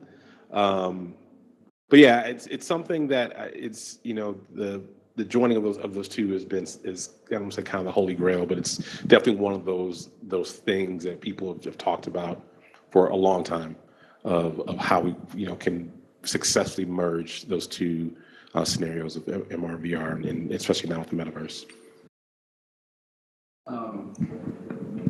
Yeah, I mean, just anecdote. It's interesting. One of the first things that made me think about that combining of the two, like the metaverse and the real world, was a game that somebody may have played. It was a while ago, called Shadow Cities, and I thought that was one of the first incarnations of that really got me thinking, that because it was this game where it happened on the map. And the metaverse part of it was pretty simple. You were just this glowy sphere which represented your wizard, but you could like jump into Central Park in New York with other wizards, and the people that were actually in it also had GPS, so the people that were playing the game in New York could interact with the people in the game that were just sitting in their house in Chicago or wherever. And I think that's where eventually we need to get. Potentially, in terms of combining those two concepts because imagine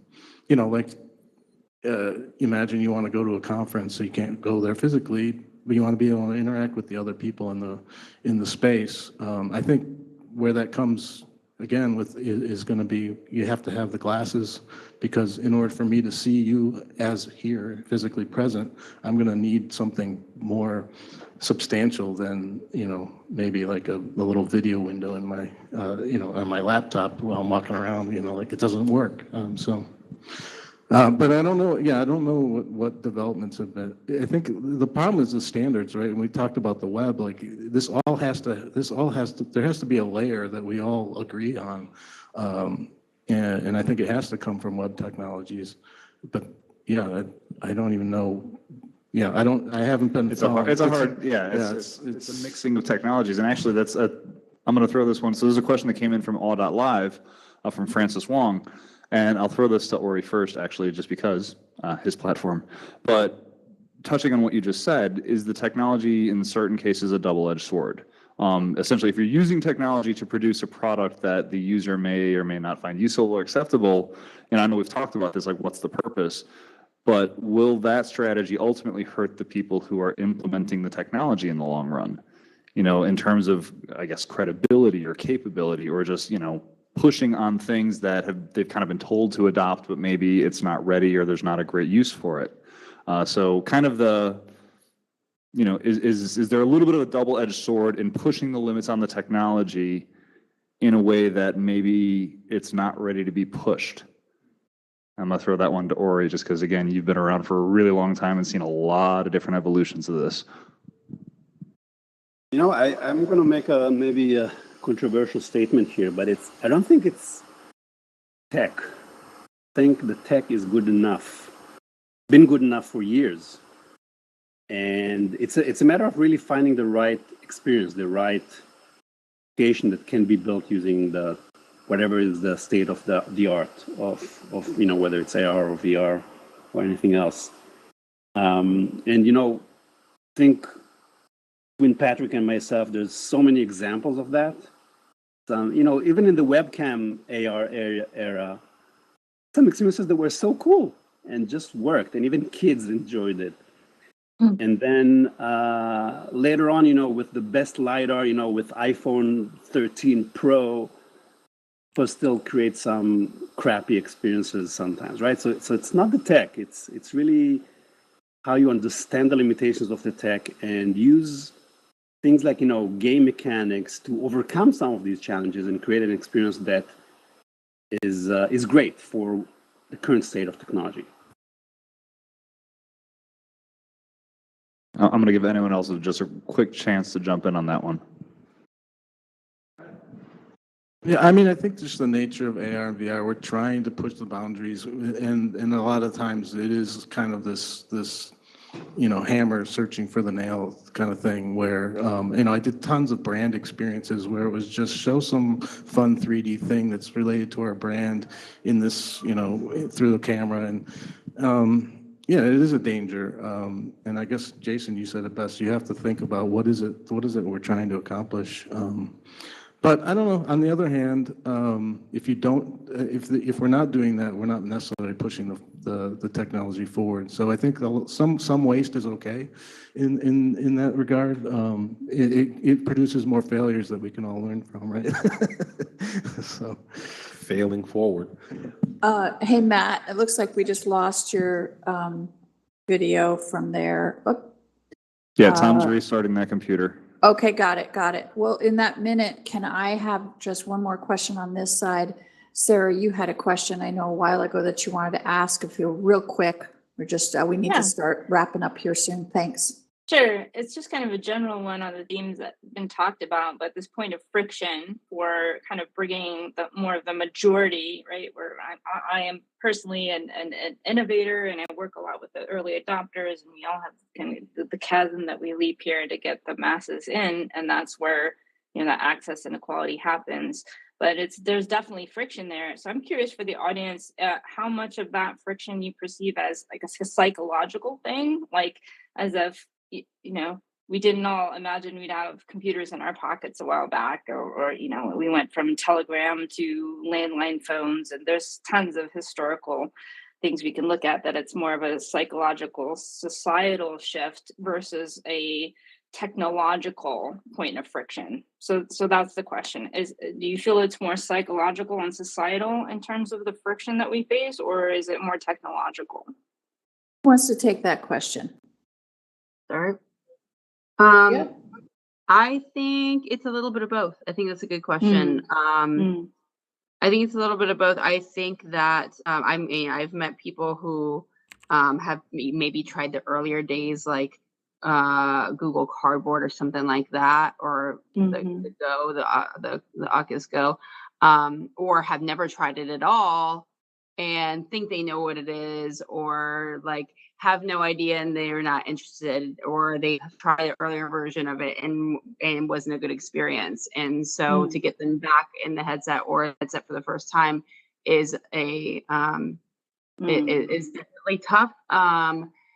But I find once you get people in the headset, they just have these aha moments, which are super magical. I think that also in terms of like mass consumer adoption, like we're seeing a lot of VR and AR being used like within the enterprise in these siloed instances. So like there are a lot of projects out there. We just, a lot of people don't know about them. They're not publicized as much. Yeah. But in terms of mass consumer adoption, I just think that we need to get to a place where where this technology is making our life better or easier or more enjoyable in some way beyond gaming, because beyond the people that are in this industry using it day in and day out, or for a very specific purpose, or people that are gamers, there's no incentive for the general like Gen Pop to use these devices on a daily basis. So we definitely need to get to a place where there's that like killer app type of moment. Yep, I agree. That's a Thank good, you. that's a good spot. Thank you so much, Sophia, and thank you, Sarah. And I'm going to turn it back to you, Matt. It's sounds like it's a good time for our closing remarks. Looked like Jason wanted to jump in on that No, one. I was just Oh, gonna say. go ahead. No, Sorry. no, I just gonna say, Sarah, I love that question. Like I had not even thought of it in those terms, but how many of us have been to these events and people have demos set up and you say, hey, come try this headset. And someone's there that's like, I don't know. And it's not a societal thing because they're in an environment where everyone is an enthusiast or curious, and it's just because I think there's still a place, everyone's, friction point is different, but there's still a place where some of this still looks a little bit too intimidating. We've talked about the form factor, all those things. So I just love that, again, from a UX and human-centered design perspective, I love that question. So thank you for sharing that. Oh, thank you. Yeah, I just think, when you're thinking about just on an individual project basis, or when you're thinking about you just try to remove as much friction as possible. Get somebody in it. Don't try anything that you can think of to remove a step. People not only want to feel comfortable, but they also have short attention spans now. So you just have to, you have to make it as dead simple. We talked a lot about failures, but I want bring up a success. Look at Snapchat, what they decided, the camera is where everyone uses a camera. We're going to make the camera the lens of the world, and you're going to augment your face. You're going to augment the world, and there's no friction there. You just turn on the camera. You know how to use a camera, and you augment stuff. Now, every use case can't be Snapchat, but they cracked that. So anyway, that's my soapbox. All right. Great point. So I'm going to so this is what we're going to, I can see we're trying to get the video screen back up, but in Verbella, sorry, they lost the camera feed from the live room in Verbella for a second. But this is we always give our panelists basically 30 seconds kind of final statement. So here's the final question and the final statement from you guys each, and I'll call you out in order. Basically, if you had to pick one thing that is the biggest failure, XR failure that you could come up with really quick, and more importantly, what is the biggest thing we've learned from it? So I'll give you guys a couple seconds to think about that, and I'm going to call you out in order. So yeah, you guys got 30 seconds. What do you think? What is the biggest failure, and what is the biggest learning from said failure? In everything, whether it's hardware, whether it's software, whether it's use case, whether it's brand, anything that you've seen.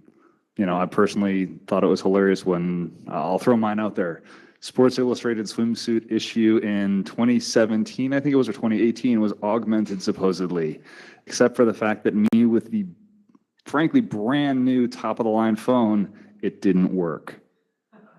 It just didn't work. I think they supposedly had 7 things that were augmented in that magazine. I got maybe 2 of them to work.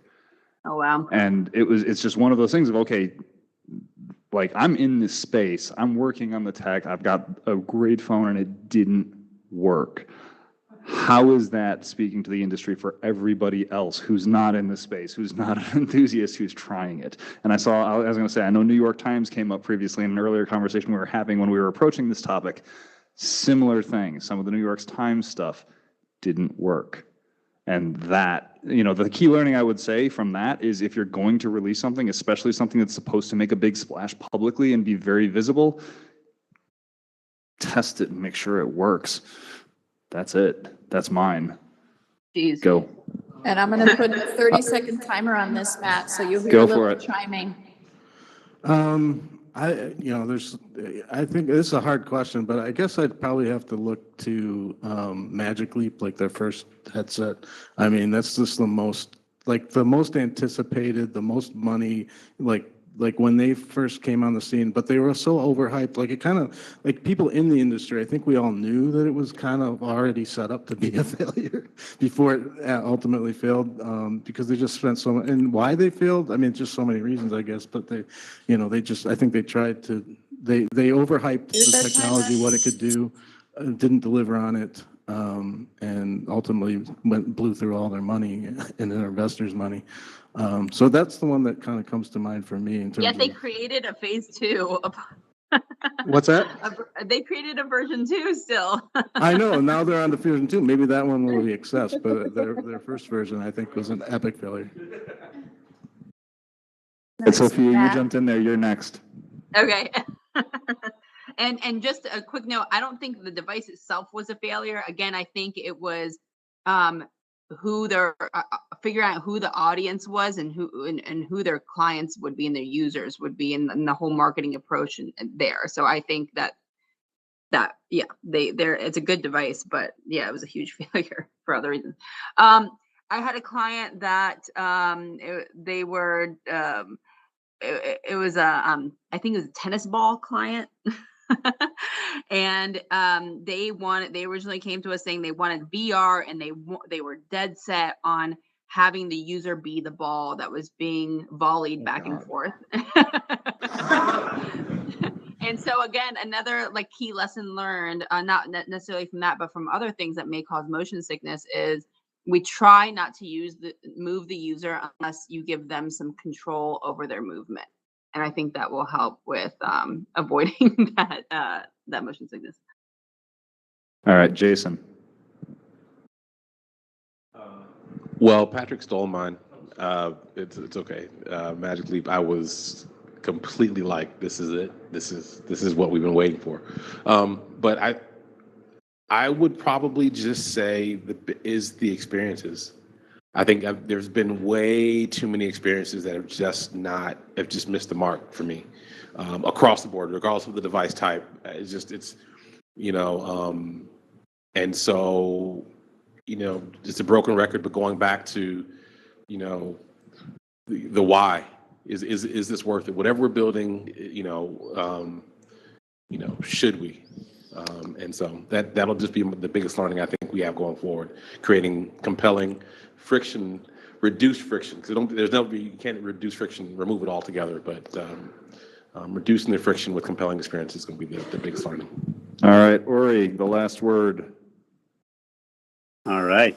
I would say that the biggest failure is, for me, and I think for many people in the industry, not realizing how hard XR is.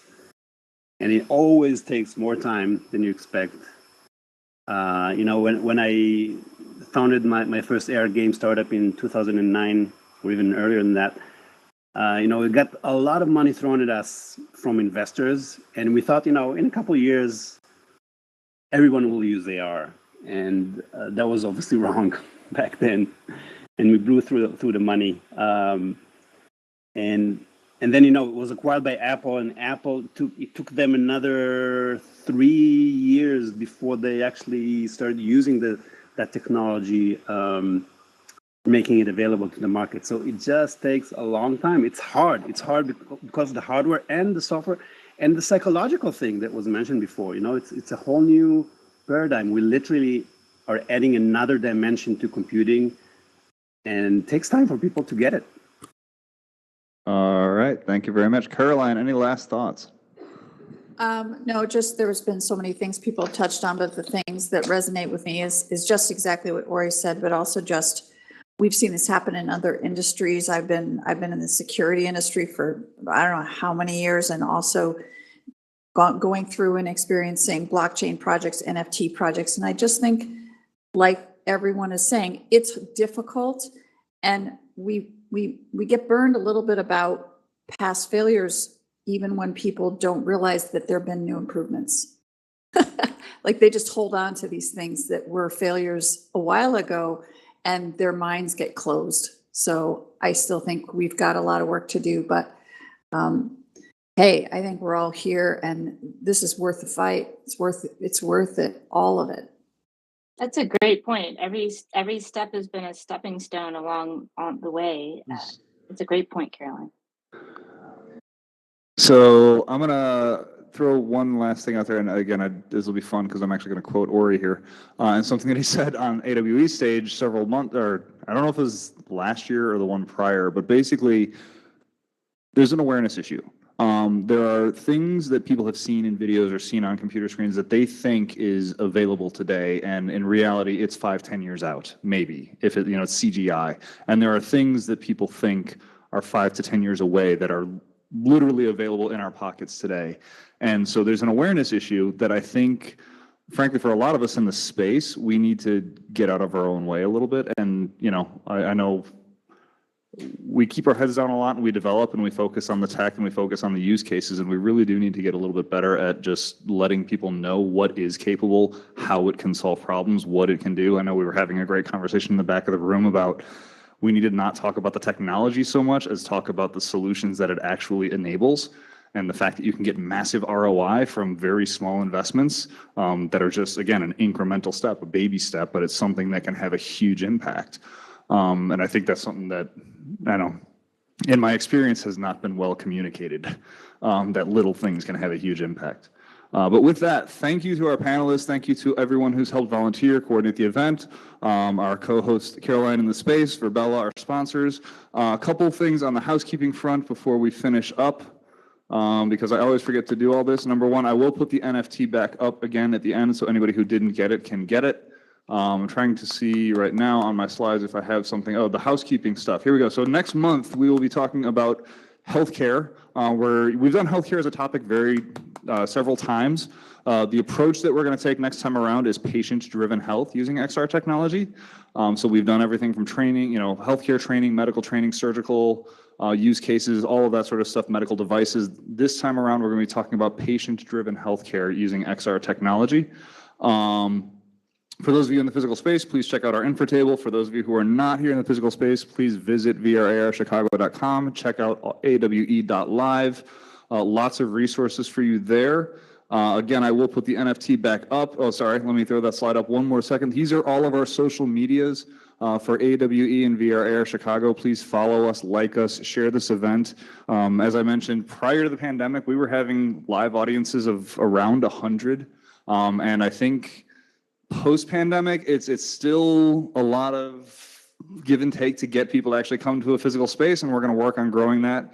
I know a lot of that's on me personally. I have not been promoting like I used to pre-pandemic just because I don't have the time. But with that, here is our NFT. It is going to be up again for the remainder of the event. So anyone else who wants to scan it and collect the NFT, again, you can only get it tonight. I think it completely becomes unavailable as of Friday. So those who are watching the live stream for at least the next couple of days can still get it. But once again, thanks everybody for presenting. We hope to see you at the next couple of events. Please like, share, let people know about this. If you think it's valuable, it'd be great. There's Caroline coming on cam. So are you going to say one more thing, Caroline? Just thanks, everybody. It's so great to do this. And I love the pass-through that we're doing right now. So have a great night. All the folks in person, all the folks here in Verbella, feel free to stick around if you want to chat with anybody else here. But thanks so much. Thanks, Matt.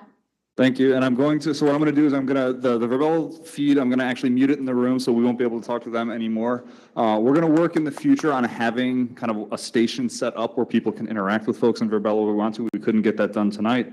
It takes another computer, takes a computer screen, didn't have time to do it. But in the future, we're going to work on having that live as part of the networking. But for those of you who are here physically, we still have snacks. We still have demonstrations. We have lots of people to talk to. We're not kicked out of this space. The networking here in a lot of cases is the value. We've had, I know people who have met at this event have actually started companies out of it. We've had people get jobs. We've had a lot of that stuff happening. So please take some time, meet the other people here, get your questions answered that you didn't get answered during the panel discussion. And thanks again. See you all next month. Goodbye, Verbella people. Bye, everybody. See you at AWE. Take care. Bye. Thanks, everyone. That was a great talk. Yeah, definitely. Thanks for sticking with us. It was a little bit of a juggle. Hey, we're walking the walk here, aren't we? We're doing it. We're doing it with making rockets out of cardboard boxes. So. Trish, I'll catch up with you soon. Okay. Bye. Take care. Thanks, everybody. Thanks, everybody. Bye, Thanks, Carolyn. Bye. Thanks, Ori. Thanks. Bye. Bye.